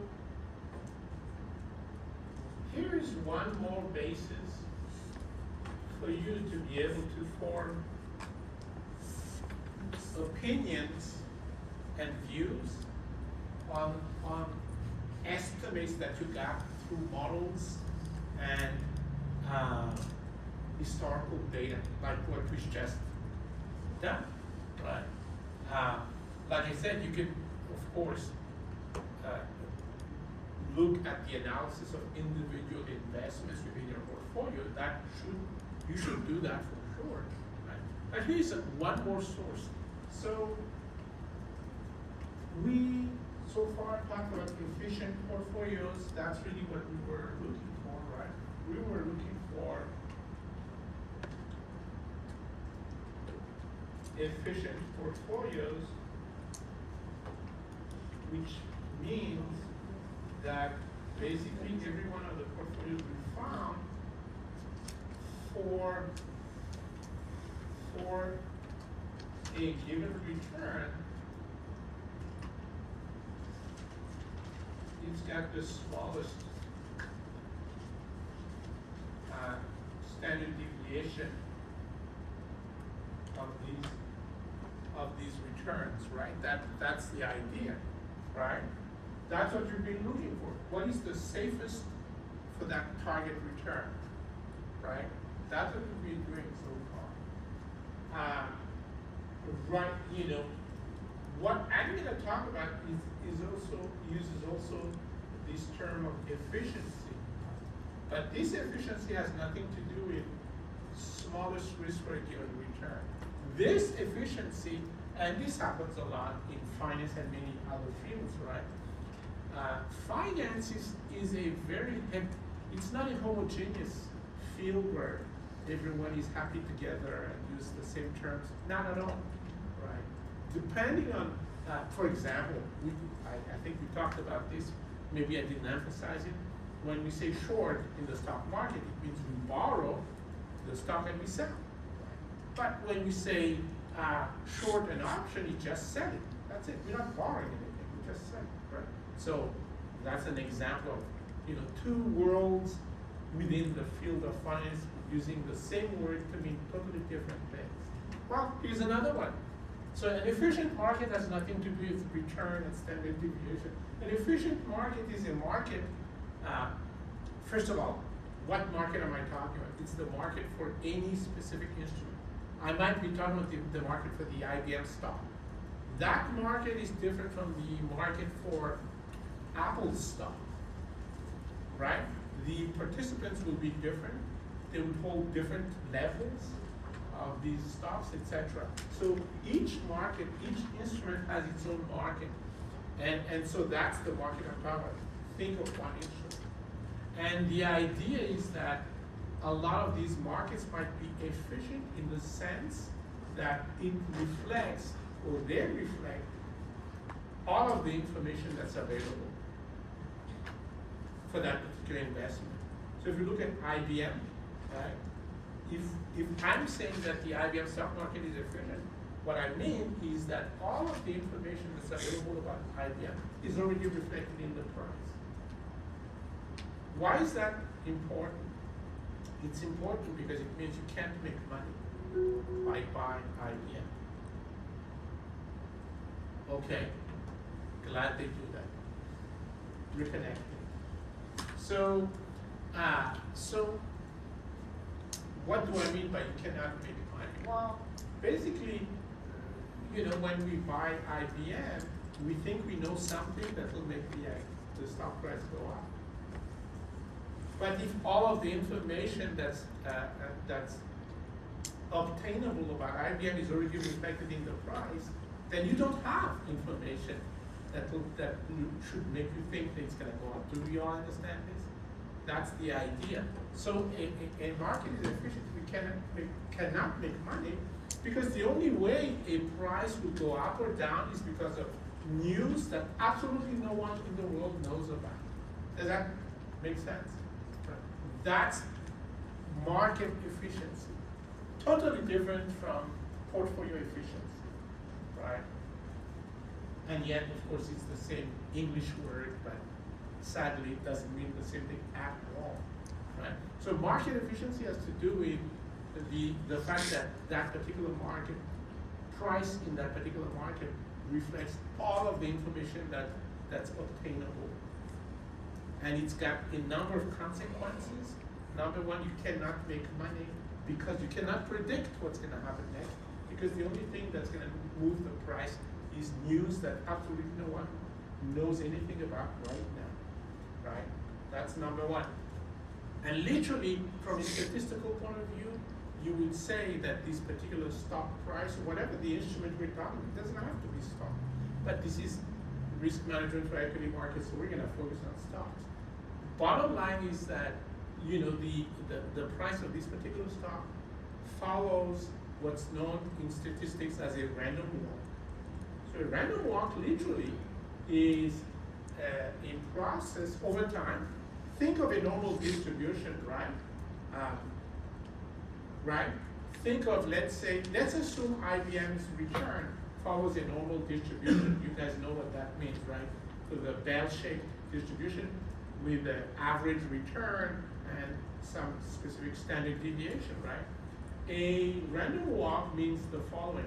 So it's got IBM follows a normal distribution. It's an example, it does not have to be normal distribution with a given average and standard deviation. And then it moves because of some news. So it's got a new average and standard deviation, but it's still normal. Do you guys see that? So bottom line is that the probability distribution of return for IBM changes over time in unpredictable ways. Please note that everything we've done so far assumes, like for example, we computed average return for IBM and Exxon. You guys remember how we did that, right? That actually assumes that there's only one nice looking probability distribution for Exxon or for IBM, and there's only one mean. Did you get that? Right? And we use the average as your core forecast. What I'm saying here is that if in fact a particular market is efficient, then we cannot use that assumption because the probability distribution keeps changing over time, right, in unpredictable ways. So that's why it's called random walk. And I kid you not, if you're an analyst and you're hard to predict what's going to happen next, and if you actually think that this particular price follows a random walk, your best prediction is whatever the price is right now. That's it. Right? But you're going to assume it's going to be constant forever because you cannot do better. Right? Any questions about the meaning of market efficiency? You will notice that in my definition, I nowhere in my definition use standard deviation or return in the sense of finding the smallest standard deviation. I'm not looking for smallest standard deviation. I'm just defining what an efficient market is. So why is this interesting? It's interesting because we do not wish for efficient markets. Remember, efficient markets, you don't make money. So what we're gonna be doing for the rest of this evening is talk about deviations from efficiency, right? And these patterns are gonna help you come up with views and opinions on the individual returns in your portfolios, right? So this just makes it clearer by drawing additional conclusions, right? So if stock prices already reflect all available information, any news that makes us think that the future is brighter for that particular stock, it's not even bright now, right? But it's gonna be brighter in the future. As soon as we have news like that, then the current price will go up. Do we all understand this? Right? The only thing that makes prices and returns change is because expectations about the future have changed. Right? That is, there's some news that made us change our expectations, right? It's not like it's the same news and all of a sudden because you feel better about yourself, you change your expectations. That's not what I'm talking about. There's some sort of news that made us change our expectations. So what do? We all buy, and it becomes a self-fulfilling prophecy. There you go again with that word, right? I told you guys this happens a lot in finance. That's an example right there. But it's a good self-fulfilling prophecy, because literally if there's news, good news, and we all buy, then the stock price goes up and reflect this new positive information. Does that make sense? Right? So that's the idea. Now, if it's efficient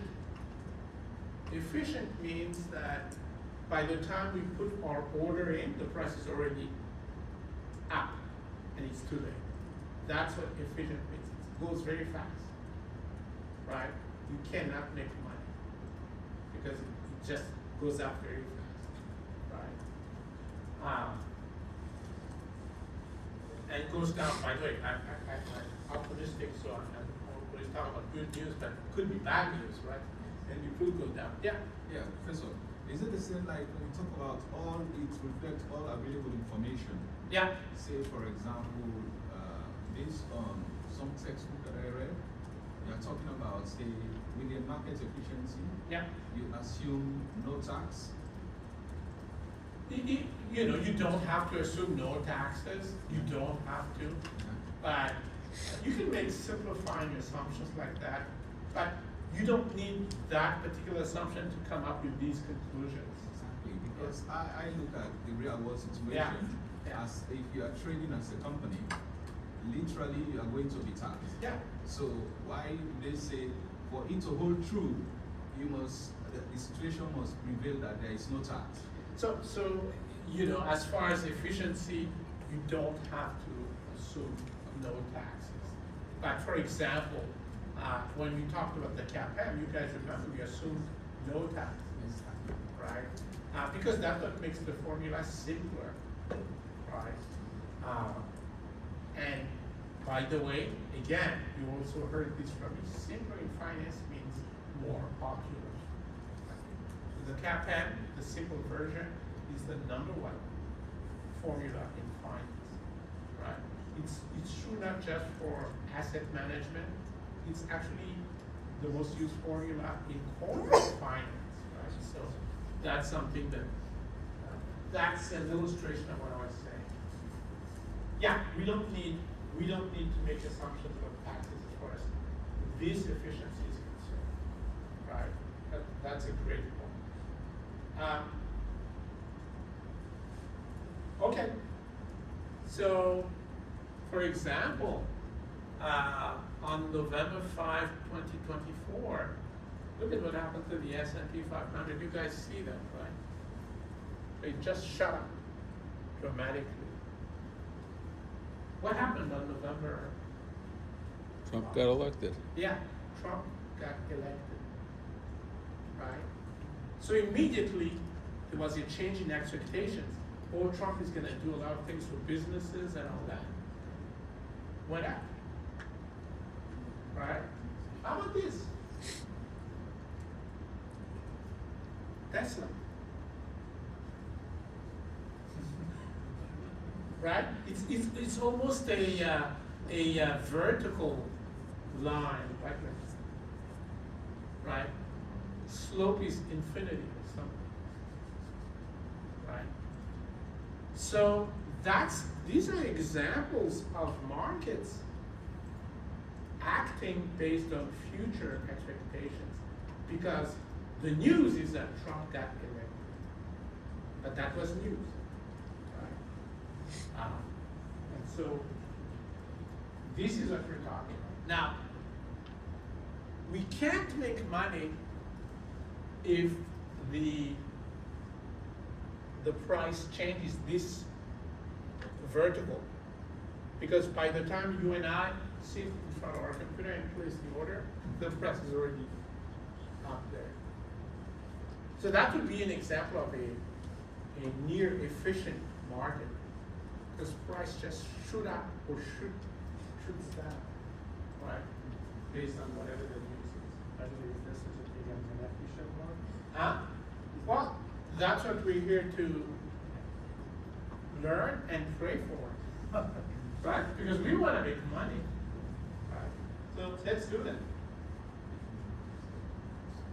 Right now, I'm just defining, I'm just making sure that we all understand what an efficient market is, right? So like I said, this is the key, follows a random walk. A random walk is again so let me use one of those big words, stochastic process. All that is just probability over time, probability distribution over time. So it's a stochastic process that's used a lot in finance. And like I said, the prediction that you can make, the only prediction you can make is whatever the current value of the variable you're trying to predict, that's your prediction for the future. That's it, right? Not much of a prediction because it is so random, right? So, okay. So if you understand this, here's I have to set up for this. So here's a question for you guys, right? A market decline of 23% on a day when there's no significant event. Blank means A or B or C or D, consistent with the efficient market hypothesis because, and again, right, so A, B, C, or D have the reasons, right? So what I want you to do, what I've set you up to be able to get credit for this, is just make sure you ask your neighbor what the correct answer is. That's what they're there for. What's it under week 7? That's what. No, don't say that loud, because we still want people to talk to each other, right? So let's do that. D.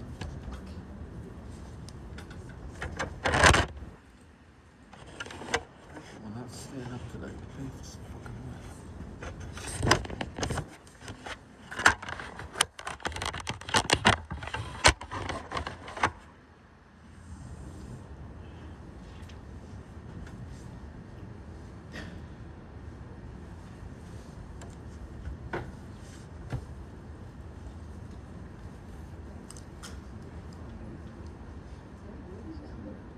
Oh, week 7, it's in the presentation.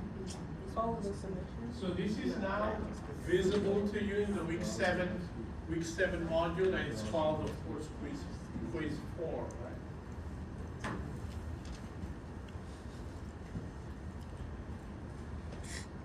Where did you find that, by the way? Right. On the internet somewhere. So this is week 7 module, and it's called quiz 4.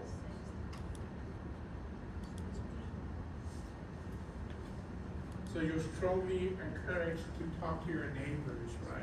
I Because see. that's the only way to get the right answer. You think about it, you have your own opinion, but you have to poll your neighbors, because if you're the only one who has that opinion, maybe you're wrong. It's not showing up. I don't see it. You don't see it? No, it's already we right there. go- I finished myself.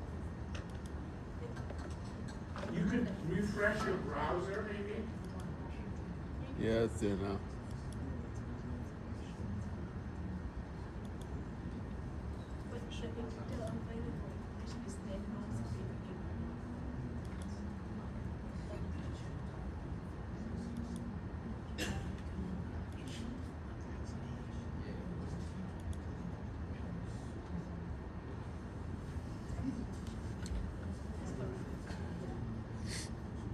It could be kind of confusing, actually. No, it's not. It's not, right? It's not.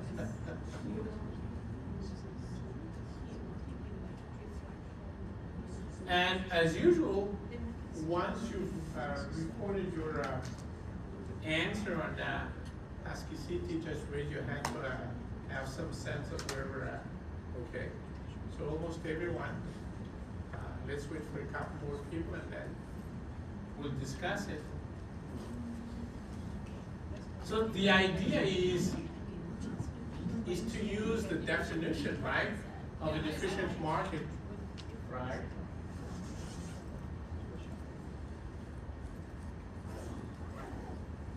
So I was looking at the Tesla market and I told you, look at this thing shooting up. almost vertically, it reflected that news instantly. Yeah?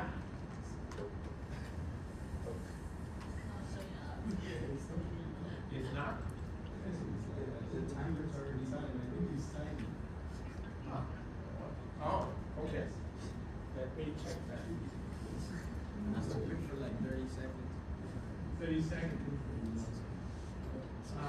If you go to the main menu and then open the course again, go courses, open the course again.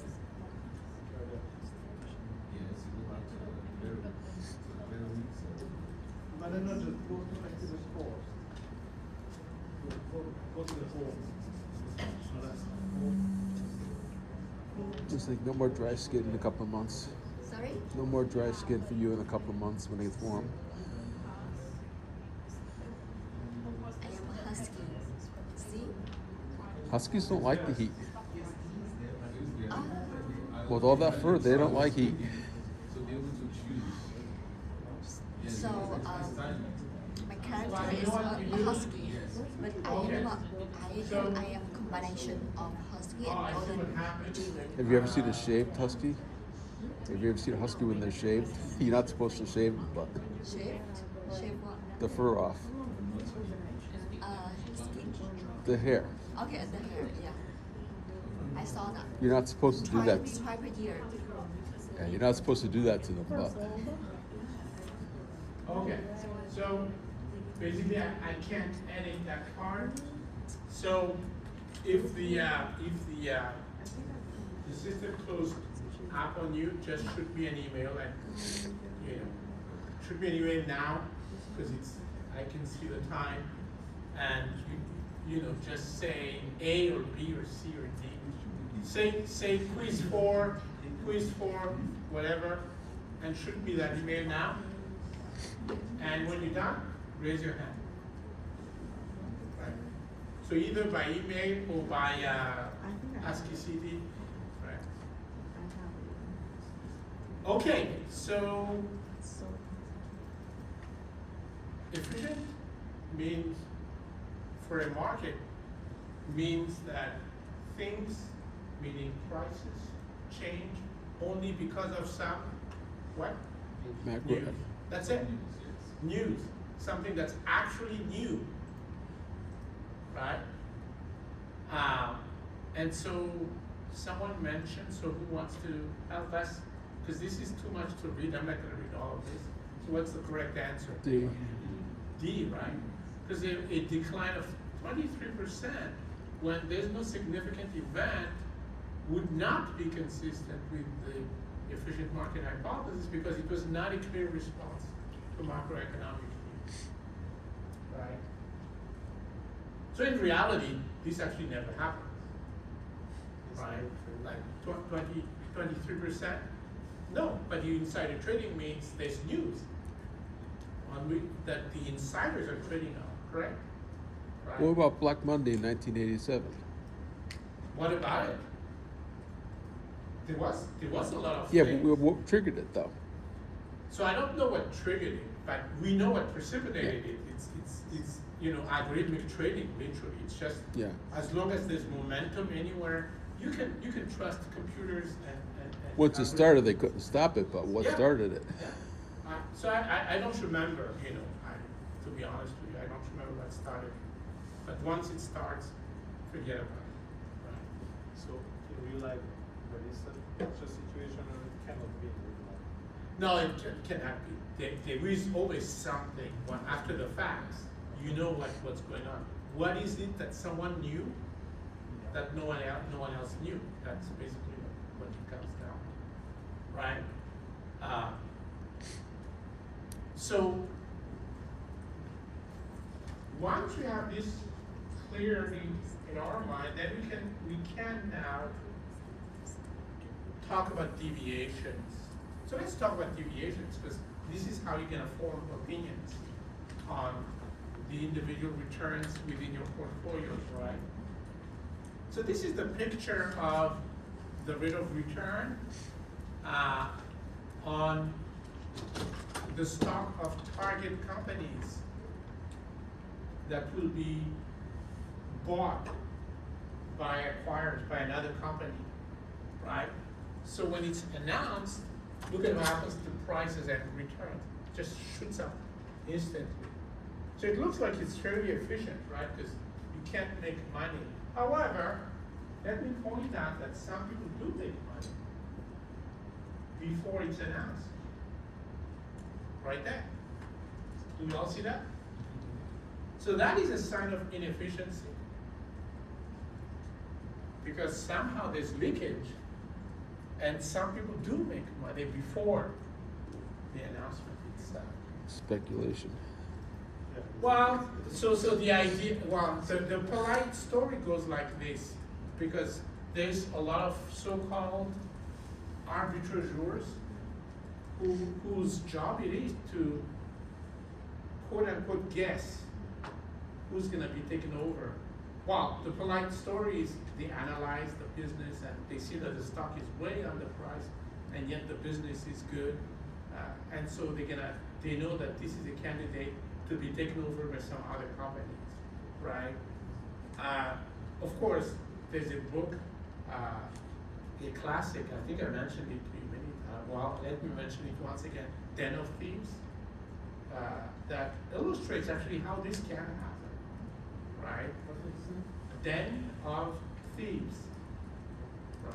It's a classic finance book that tells you how smart finance people do insider trading so that they get this sort of money.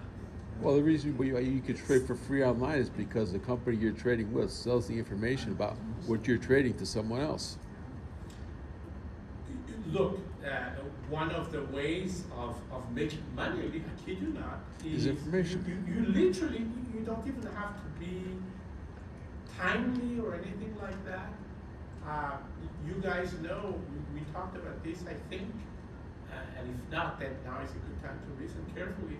So, institutions, like financial companies, have to divulge their holdings in Form 13F every quarter, right? So one of the winning strategies, just take a look at it a quarter later and buy, or sell, depending on if they've sold, right? Best way to make money was to follow Nancy Pelosi's portfolio. Okay. Say again? I said that is most often we are inside the trading activities. Now, here's the thing, Yes. is that in the US, insider trading is illegal, in theory.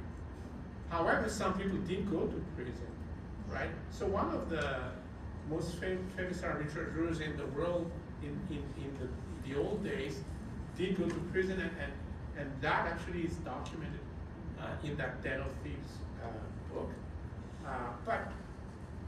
But there's plenty of other arbitrators, So it is illegal, so that's number one. Number two, in the US, if you're an insider and you trade, you do have to divulge your trade 2 days, at most 2 days later, to the SEC. And all of us can check those trades on the website of the SEC. It's on one of those forms, I forgot the name, Form 4 or something, right?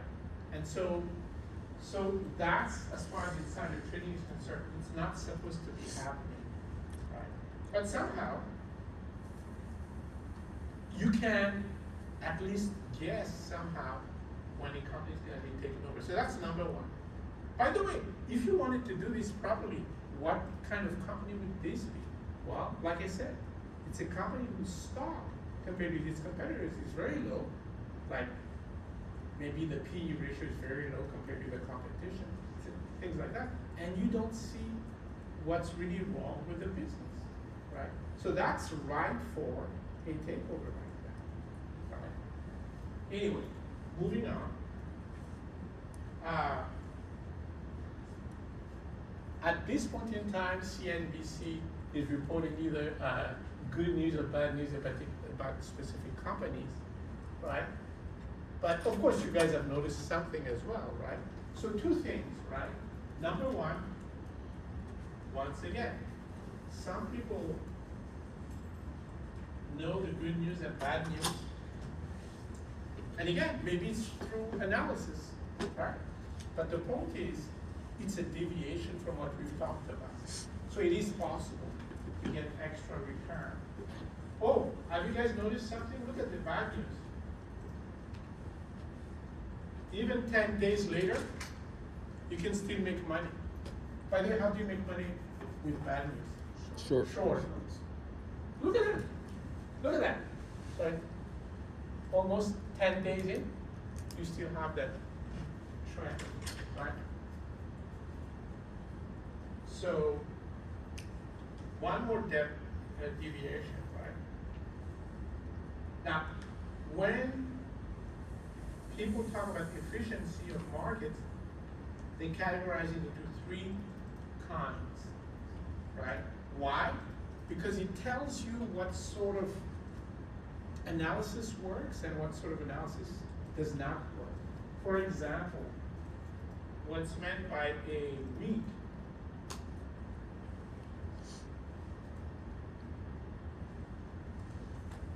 weak efficiency, meaning it's efficient, not very strong, but it's still efficient.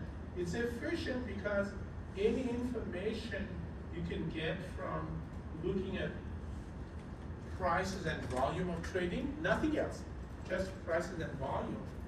Anything you can glean from that is already reflected in the price, right?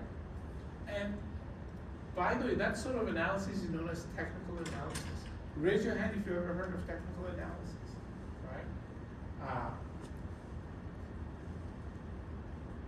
And so if it's a weakly efficient market, let's say maybe IBM is, then technical analysts essentially should not be making money. But then again, if they go on TV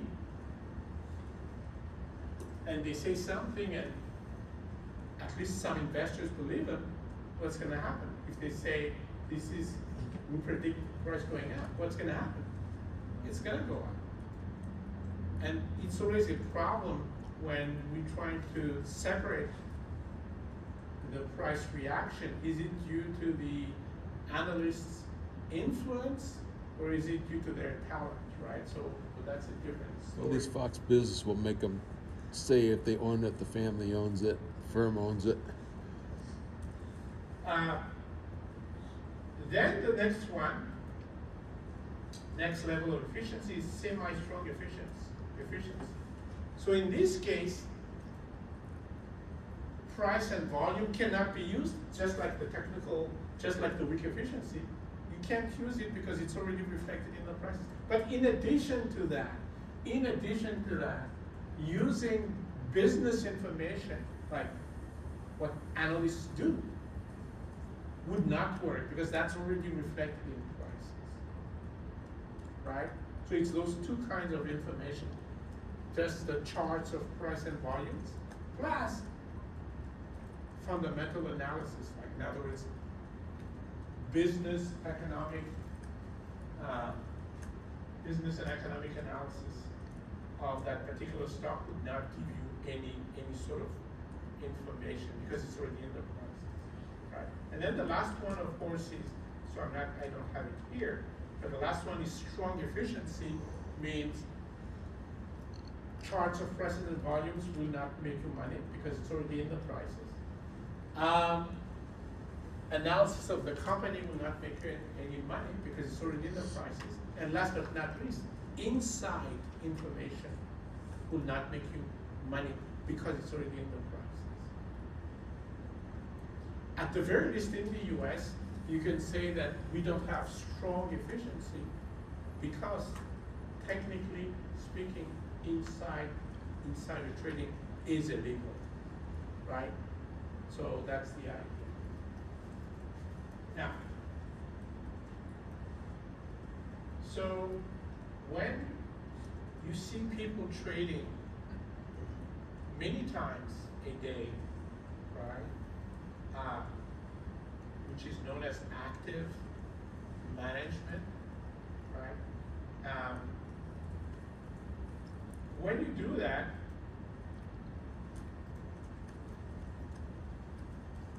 that will work only if you're trading instruments whose markets are not efficient, correct?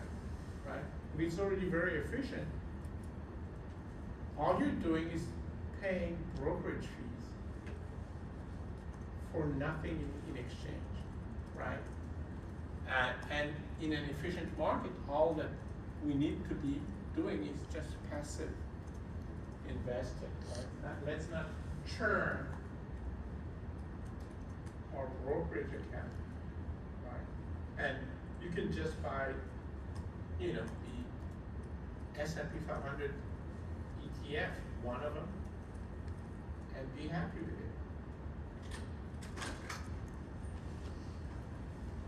Okay, so let's talk about.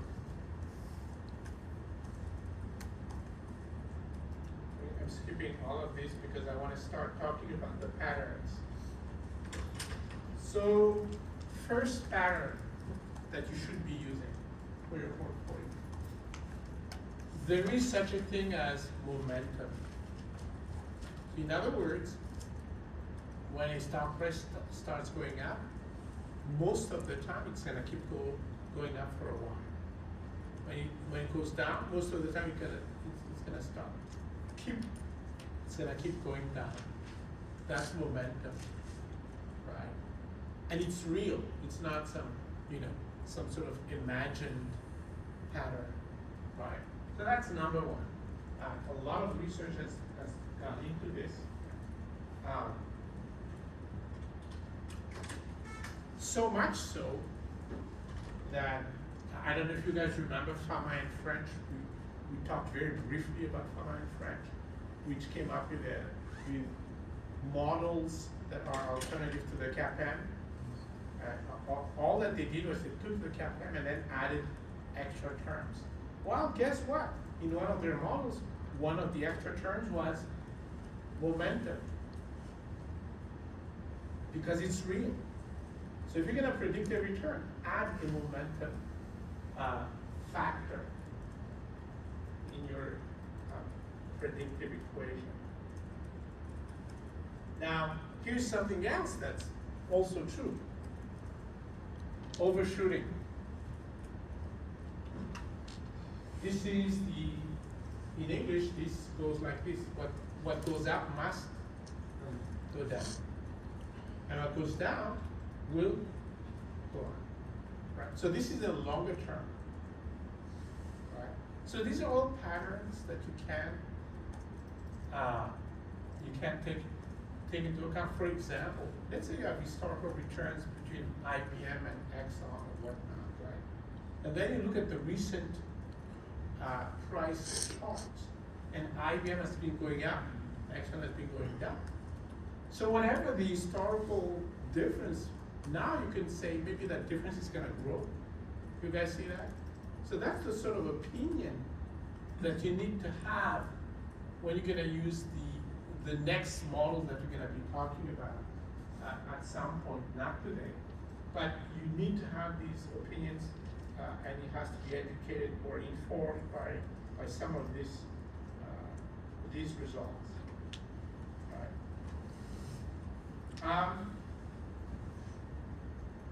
Now, if you're not interested in individual returns, but you're interested in aggregate returns, right? The whole market, right? Not just one specific market. Then you can look at dividend ratios, right? Higher dividend ratios tend to mean higher returns, right? Dividend ratio, just a quick reminder, it's just dividend divided by price, right? Oh no, that's dividend yield, sorry. Dividend ratio is dividend divided by earnings, not prices, right? Dividend divided by earnings. Dividend is a percentage of earnings, right? In the same vein, earnings yield, so this is literally earnings divided by the price, will predict higher returns. And last but not least, when bond spreads, what that means is the difference between the interest rate paid by companies, which tend to be higher than the interest rate paid by the government, right? So that spread, if it goes up or down, it tends to predict market returns, right? So all of these patterns are usable patterns. Let's talk some more. P/E ratios, I just talked about P/E ratios. Price divided by earnings. Right? If you look at a company and its P/E ratio is lower than most of its competitors, that stock will tend to go up to catch up with the industry. If it's above the industry average, it will tend to go down. So that's a very specific pattern, right? That's actually used a lot by what's known as value investors, right? Literally, value investors are investors who buy underpriced stocks, right? One of the way you know it's underpriced is because the P/E ratio is too low, right? So that's one pattern. Another If pattern- you step Yep. back, it's Yep. the wider spread that predicts the market to go up between the bond price and the treasury rate. Yeah, basically the So general. it's positively correlated. So yeah, positively correlated, literally, right? The risk premium on corporate bonds tend to go up. When that goes up, the stock market tends to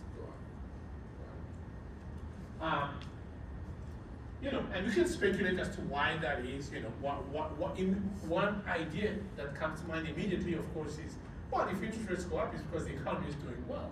You know, all that. Yeah, there's a need for investing There you capital. go. Right. Then the next, here's something that's interesting. So you're not gonna be able to use this, at least for your stock track portfolio, but you may be able to use it in December and January only. Let me tell you what's going on. So in December, toward the end of December, the stock price of small firms tend to go down. And then in early January, they tend to go back up. And it has been systematic for decades like that. Why? So let me tell you why. So when you're a fund manager, and let's say you say, I want to beat the S&P 500, right? So basically what you're saying is the beta, your beta is 1, right? Because that's the beta of the market, correct? So in practice, what fund managers do is they take more risks than a beta of 1. Textbooks have a name for it. Literally, it's called manager's risk. So they take more risk. Why? Because they want to beat the market.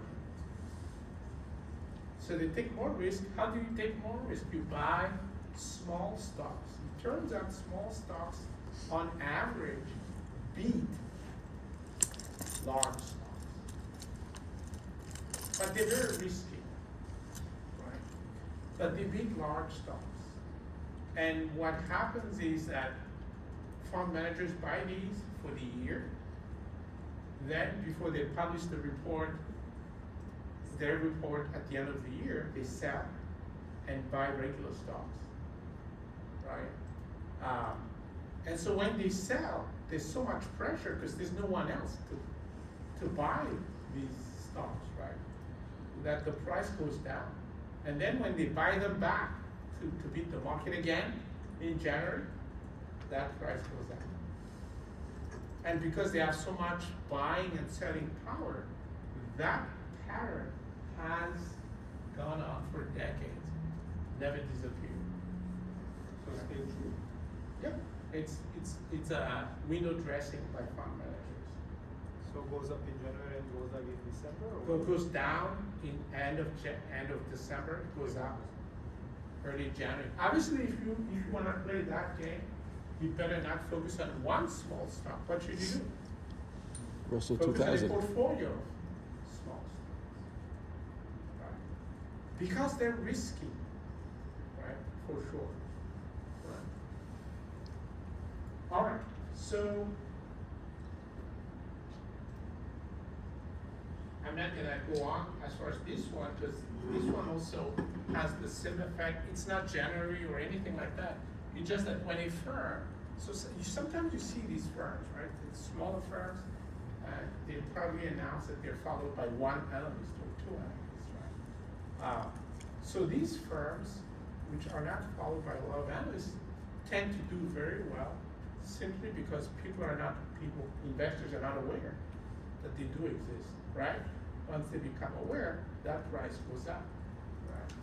So all of what we're talking about, of course, is violations. These are all violations of the efficient market hypothesis, right?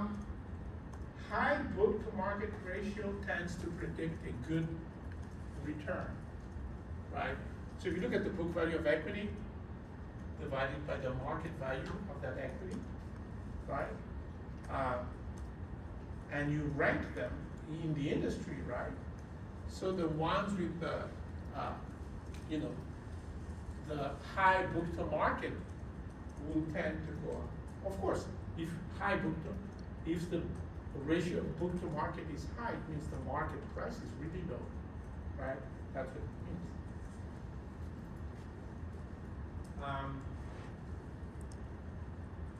I like this one. What happens after companies announce earnings and they're either better than expected or lower than expected? Yeah, go for it. Yeah, so if it's better than expected, it goes up. If it's worse than expected, it goes down. But here's the beauty.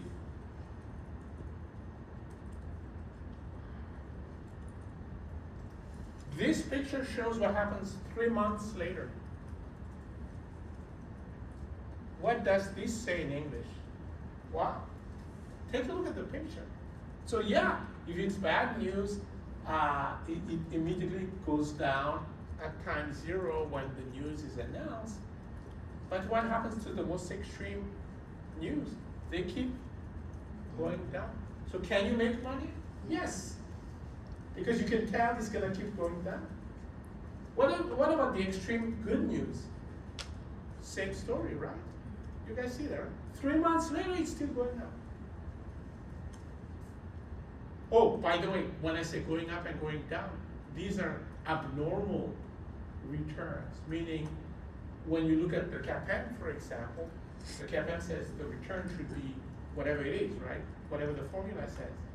So these returns we're measuring are not return, it's the difference between what the CAPM says and what it is, which is, if it's positive, it's very positive. If it's negative, it's a very negative, right? So, again, this is a violation, right, of market efficiency, because clearly you can make money even if you're late to the game, right? Even if you're late, and a month later, 2 months later, even 3 months later. Well, look what happened with NVIDIA last week. What about NVIDIA beat their earnings by like 75% and they still dropped. Yeah, because this, that's what market expectations will do, right? It doesn't matter what their guidance was and all of that. It's what investors believe, right? And ultimately, investors are the masters of the market, not the companies. Oh yeah, here it is. Form 4 within 2 business days. So if you're an insider, you have to declare your trade, your transaction within 2 business days of having executed it, and you declare it on Form 4. Form 4 is available on the SEC website for those of you interested, and you can see who has filed Form 4, or you can look at a particular company and collect the Form 4 for that particular company, right? Now, a word of caution, right? So yes, for sure, when you look at the trades and you look at the returns, they make money.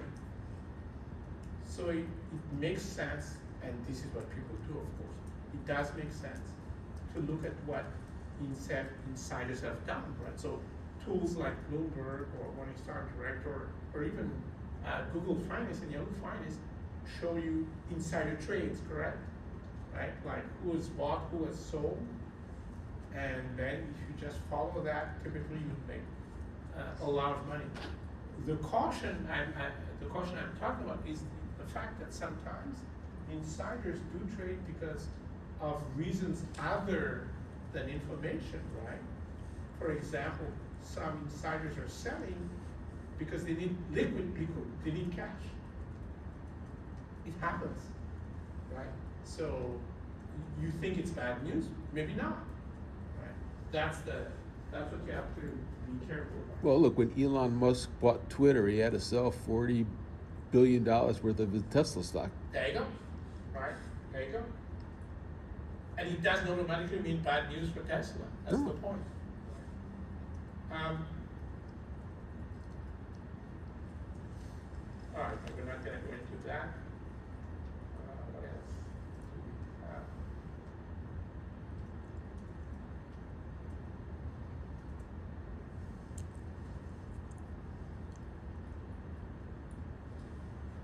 Okay. So this is what I was telling you earlier.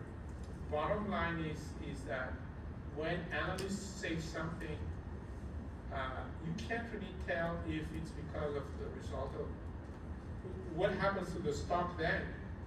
Is it because there's new information that these analysts have expressed, or is it just because the analysts caused attracted more attention to this particular stock, right? But again, that we're not really concerned with that, but it's something you need to know, right? And this is why, by the way, if you're managing a fund, and people give you a good stock tip, it's not always a good idea to pay attention. Why not?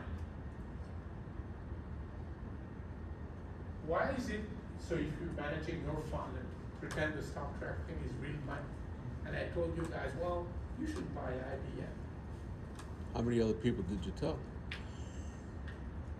That's the problem. Yeah. Well, I'm telling you to buy IBM. It's very likely because I want to make money. How do I make money? By making you buy IBM. You know why? Because I already have IBM. I want you to push the price up. Right? Isn't that momentum, like many people are buying? Yeah. Like, Yeah, we could call it momentum for sure. But in this case, I created the momentum. like a GameStop. Yes, exactly. Right. But see, the momentum that regular traders use, it's real momentum in the sense of they don't know anything in particular. It's just that they see the price going up or going down. Right. Whereas in my story, I created the momentum. Right. Now, as far as performance, when you look at funds, all studies from way back in the 50s, 1950s studies until today, all the studies conclude the same thing, which is, yeah, the funds actually do very well until you remove the fees. Then once you remove the fees, then it's the same as just being a passive investor, right? What does that mean? It means that fund managers are fairly paid. They're paid the value that they build, right? And investors just get what they would have gotten elsewhere to begin with, right? So that's a conclusion that you should remember.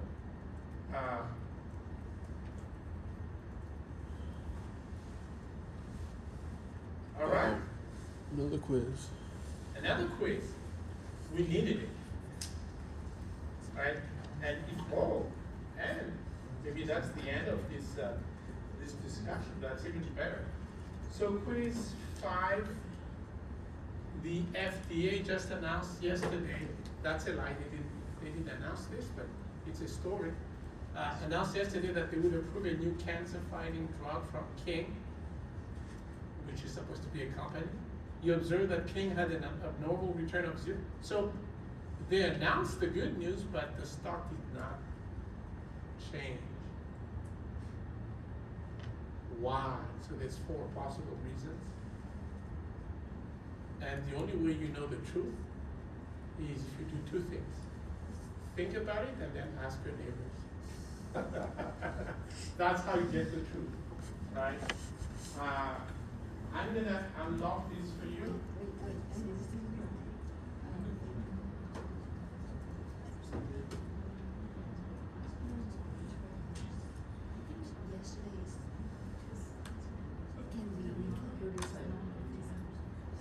So a word of caution, because this happened with quiz 4. So this quiz also will close very quickly, so don't open it until you're sure what the answer is, right? So like I said, you can feel free to walk around and ask people what to do. But don't open it until you're sure, right? Because it closes very quickly, like 1 minute.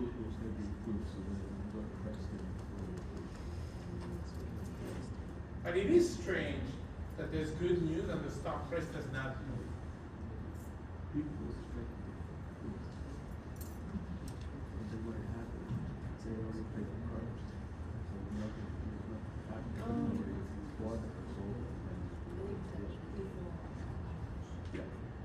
Yeah, I'm just like. Because they expected it.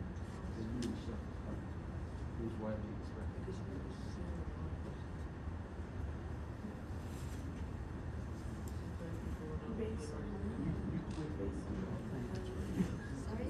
I'll do it now. I'll tell you if it's right. Okay. You're still in the week 7 module, right? It just Well, called quiz 5. Do not open until you're sure. of Ready? your answer. Yes.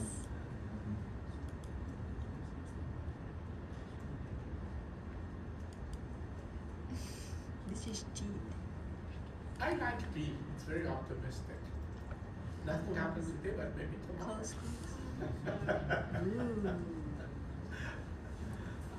It's optimistic. You know, what's not to like, right? It works. Yeah.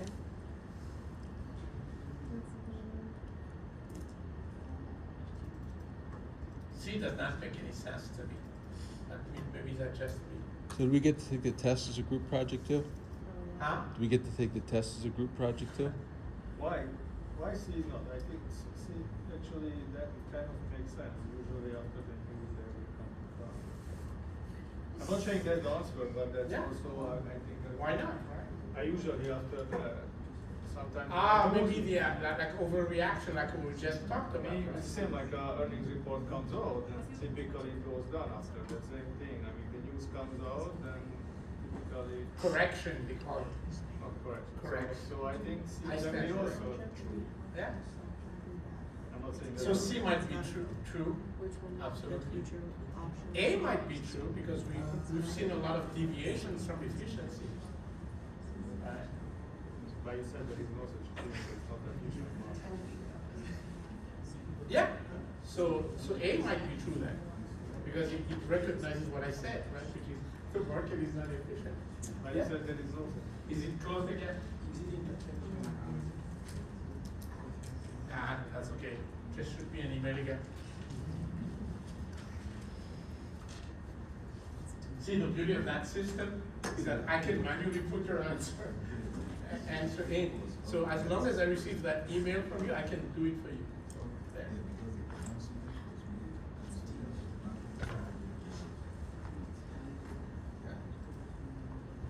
So if those of you did not hear Peter and I discuss this, basically we've concluded that all 4 could be correct.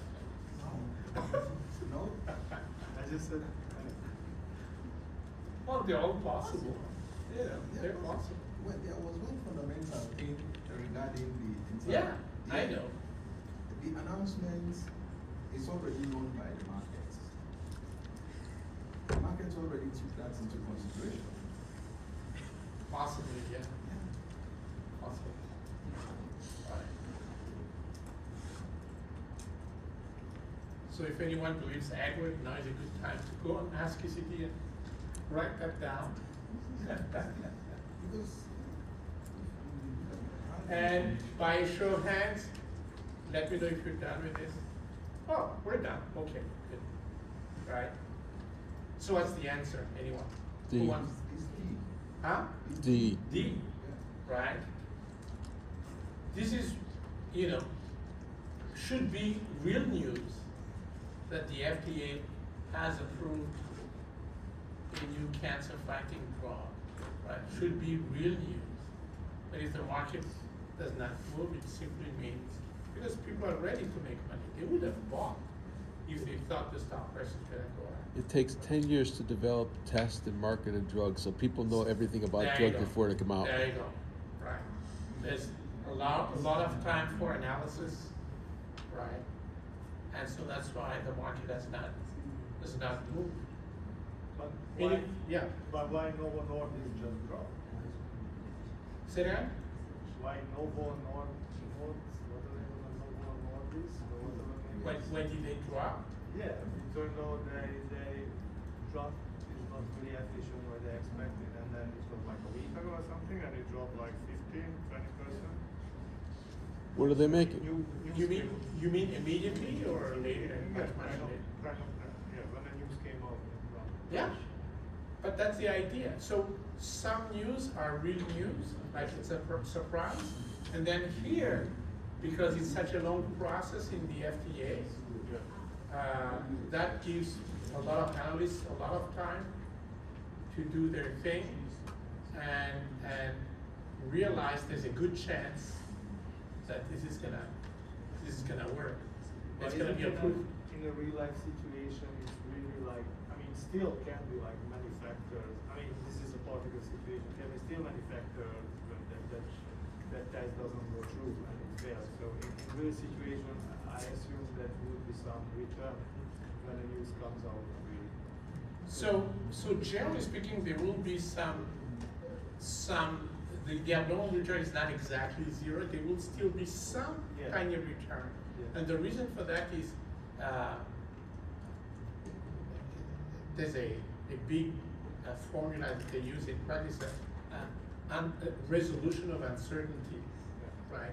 So uncertainty is resolved over time, and then even when it's announced, there's still a little bit of uncertainty that's being resolved.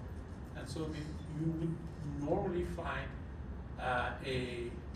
for one stock, you would find still some sort of a normal return, right? So this is like an extreme version of market efficiency. All right, I'm not gonna go further than this. I'm not gonna talk about Black Widow because that's just like another planet. I just wanna briefly mention the exam because we have an exam next week. The exam is online, so it will be online. It's not online. It will be online, and it will take place during class time. So we will not have class, right? You will take the exam during class time. We will not take the full 3 hours because that's too much of an exam. So we'll take like 75 minutes or so, or 90, depending. But there's gonna be, it's multiple choice, 50 questions, sort of like that. It's not meant to be complicated. It's meant to force you to do two things. Sit down, review the text of slides, review the Excel sheets and all that, right? Take stock, make sense of it, right? And then the number two thing that you're forced to do is while you take the exam, you're learning again because it's open book, but you need to know which book to open. It's open book, and whatever the answer is, you have to learn it again, right? Because you're typing it. So those are the two things really for as far as the exam is concerned. They're all, I was gonna say they're all conceptual questions, but I don't want any misunderstanding. Conceptual does not mean that there's no numerical questions. Of course, there's plenty of numerical questions, but the numerical questions is a test of your conceptual understanding, right? That's what it is, right? So it's a mix of numerical and non-numerical questions, right? I don't know that there's anything else I need to say about it, unless you guys have questions. How many questions? 50. 50. 50. Right. So we still have to go into the classroom or? No, it's online.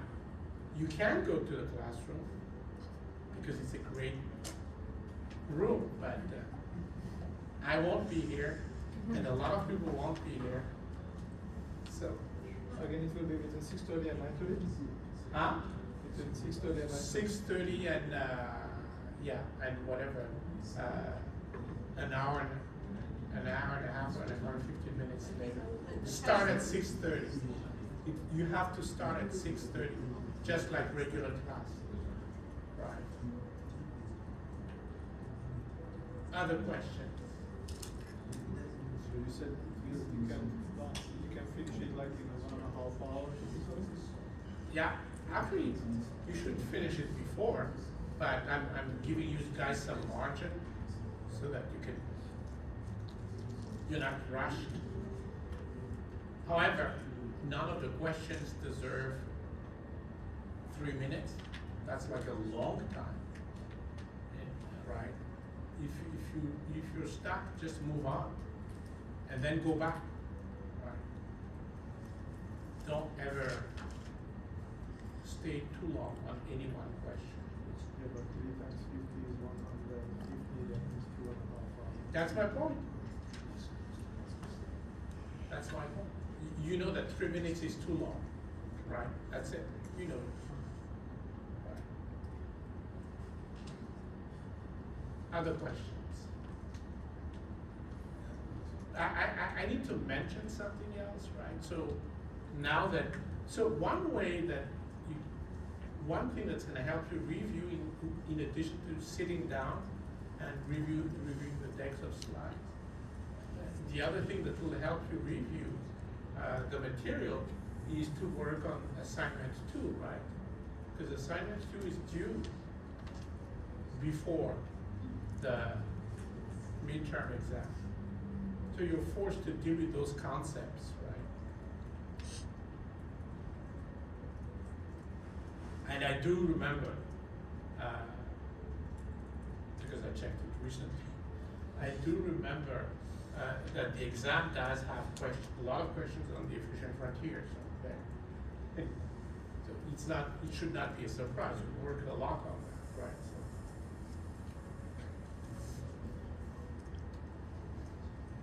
All right? Yeah, go for it. I want you to say something, I don't know. Yeah.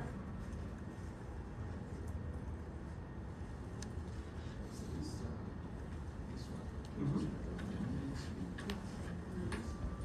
Yeah.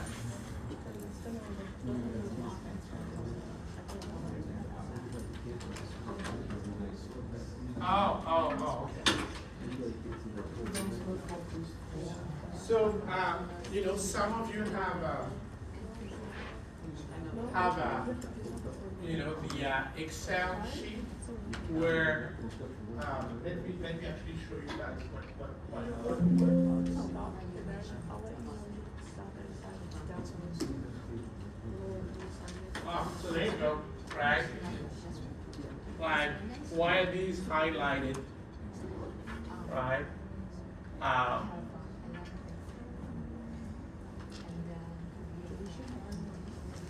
So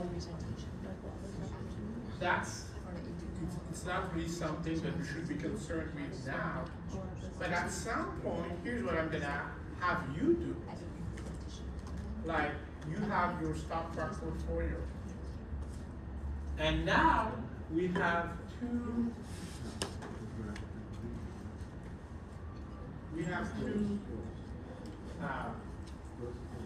estimates for returns, right?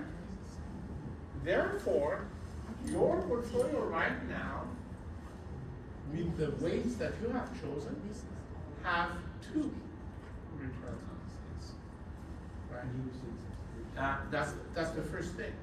And so maybe what I was doing there is look at my return, and it was here, the first one, and the second one was here. You see what I'm saying?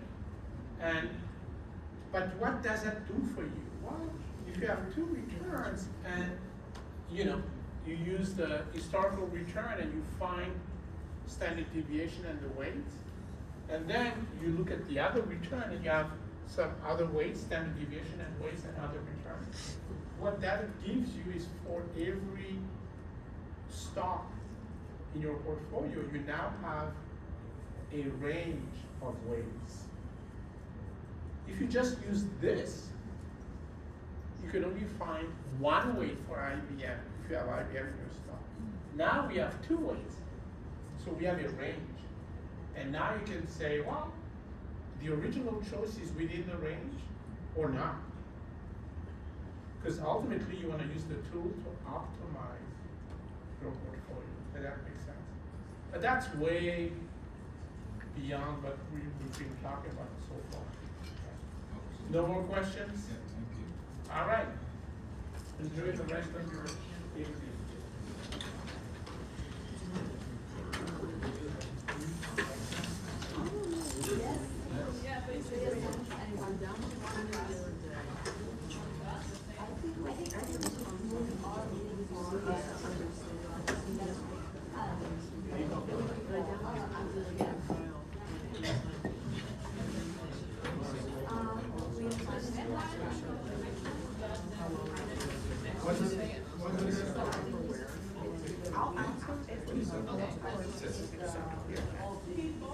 What's the deadline for that? Just one? It's after spring break. What's for the test? I started it last Spring night. break is after the next week, right? But like, the week after this, we just spring break.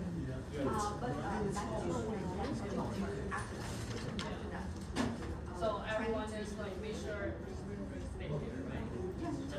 I've already done part A, once before I did that part. But there's the fifth, skip the 2 days, ready to get it. I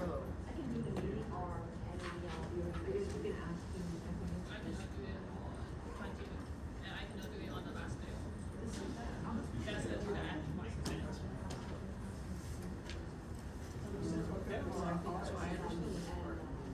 Okay. No problem. This project, I'll do this during the day tomorrow after the meeting. Because it's not gonna take long now that I know how to do it. Yeah. Are you prepared? I'm not prepared for this. I'm not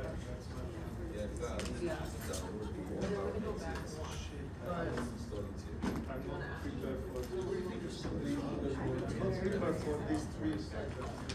All my stuff, I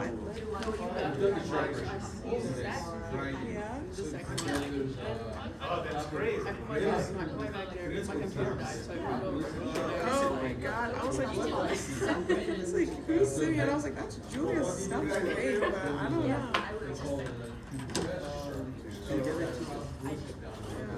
I'm tired. I was thinking like maybe I'll get coffee, but then I'm like, that's insane. That's actually insane. I'll just call. I got that. Is that finance? I'll take it to free.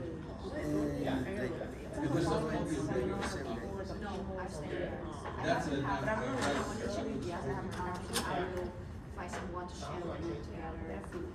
Whatever. What sort of, do you know what, like, what sort of? I will I was too good to go. We got 2 bags, so it's 14 bucks. yeah. Do you make it? No. Yeah. I didn't know about it. Yeah, we can Really? this word. My friend does it to But it me. isn't, you don't get a smooth curve. That's out that way. You sent me a video. There will be a Oh section my where god. you can for free. I got that. But they're gonna require you to write Like- a purchase statement. Yeah. That's Okay, I'll good do stuff. that today and then I'll communicate with you. Okay, so we can arrange to take the train together and like Yeah, different. of course. Okay. It's expensive stuff. That's expensive at any store. Yeah. Other than that.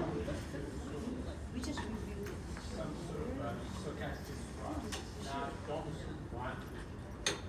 Assume two will go where? Then we're already closer to reality, right? Yeah, but I don't think so.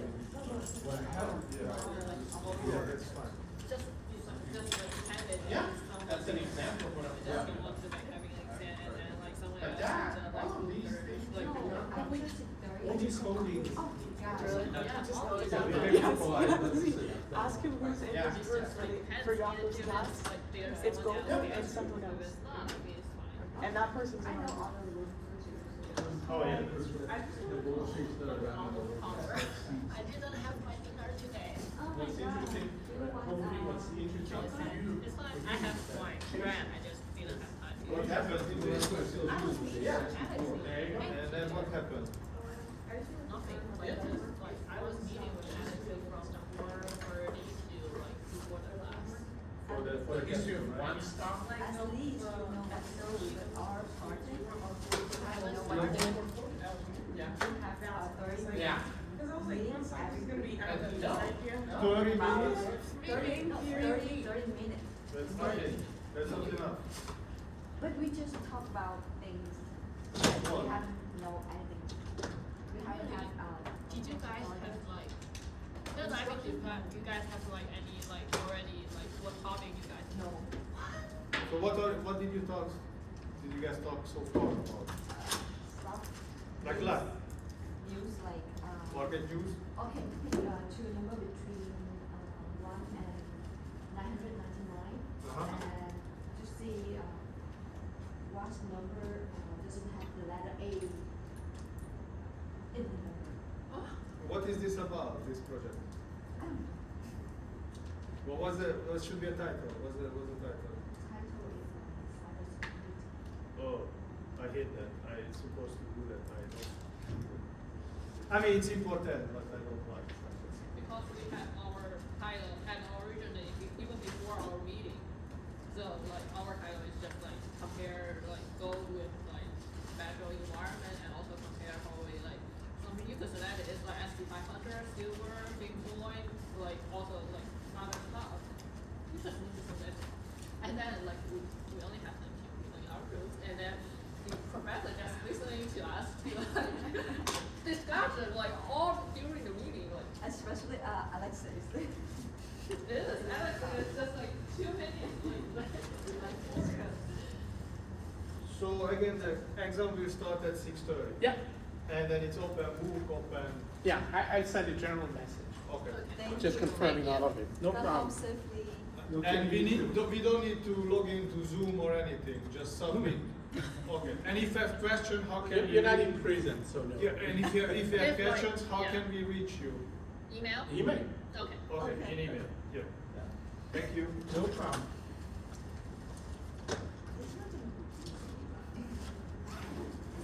Yeah, but what I meant, during the class, if there is anything like, because he said like he gives a little less. I mean, we can finish earlier, so maybe he doesn't allocate the whole 3 hours for the exam. Also. I think he's just saying 1.5 hours.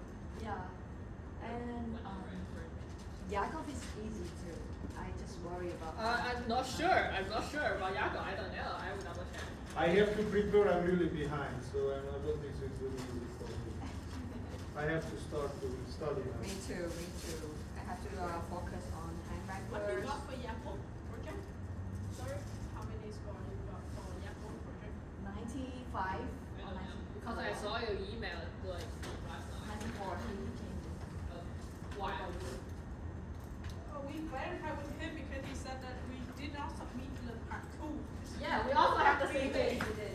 We write an email with me and then. Yeah, I write him an email and show the screenshot, like we submit all. I think Yahoo hits vodka a little too much. He drinks vodka, you think? That's do you what you think? said, Cliff? He drinks vodka? I will check. What do you think? I don't know. I Can have be. no idea He's a why. Russian Jew. Can be.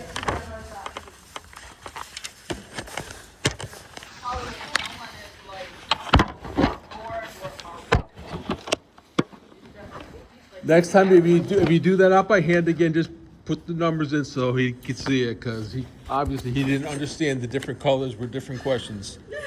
Fucking moron.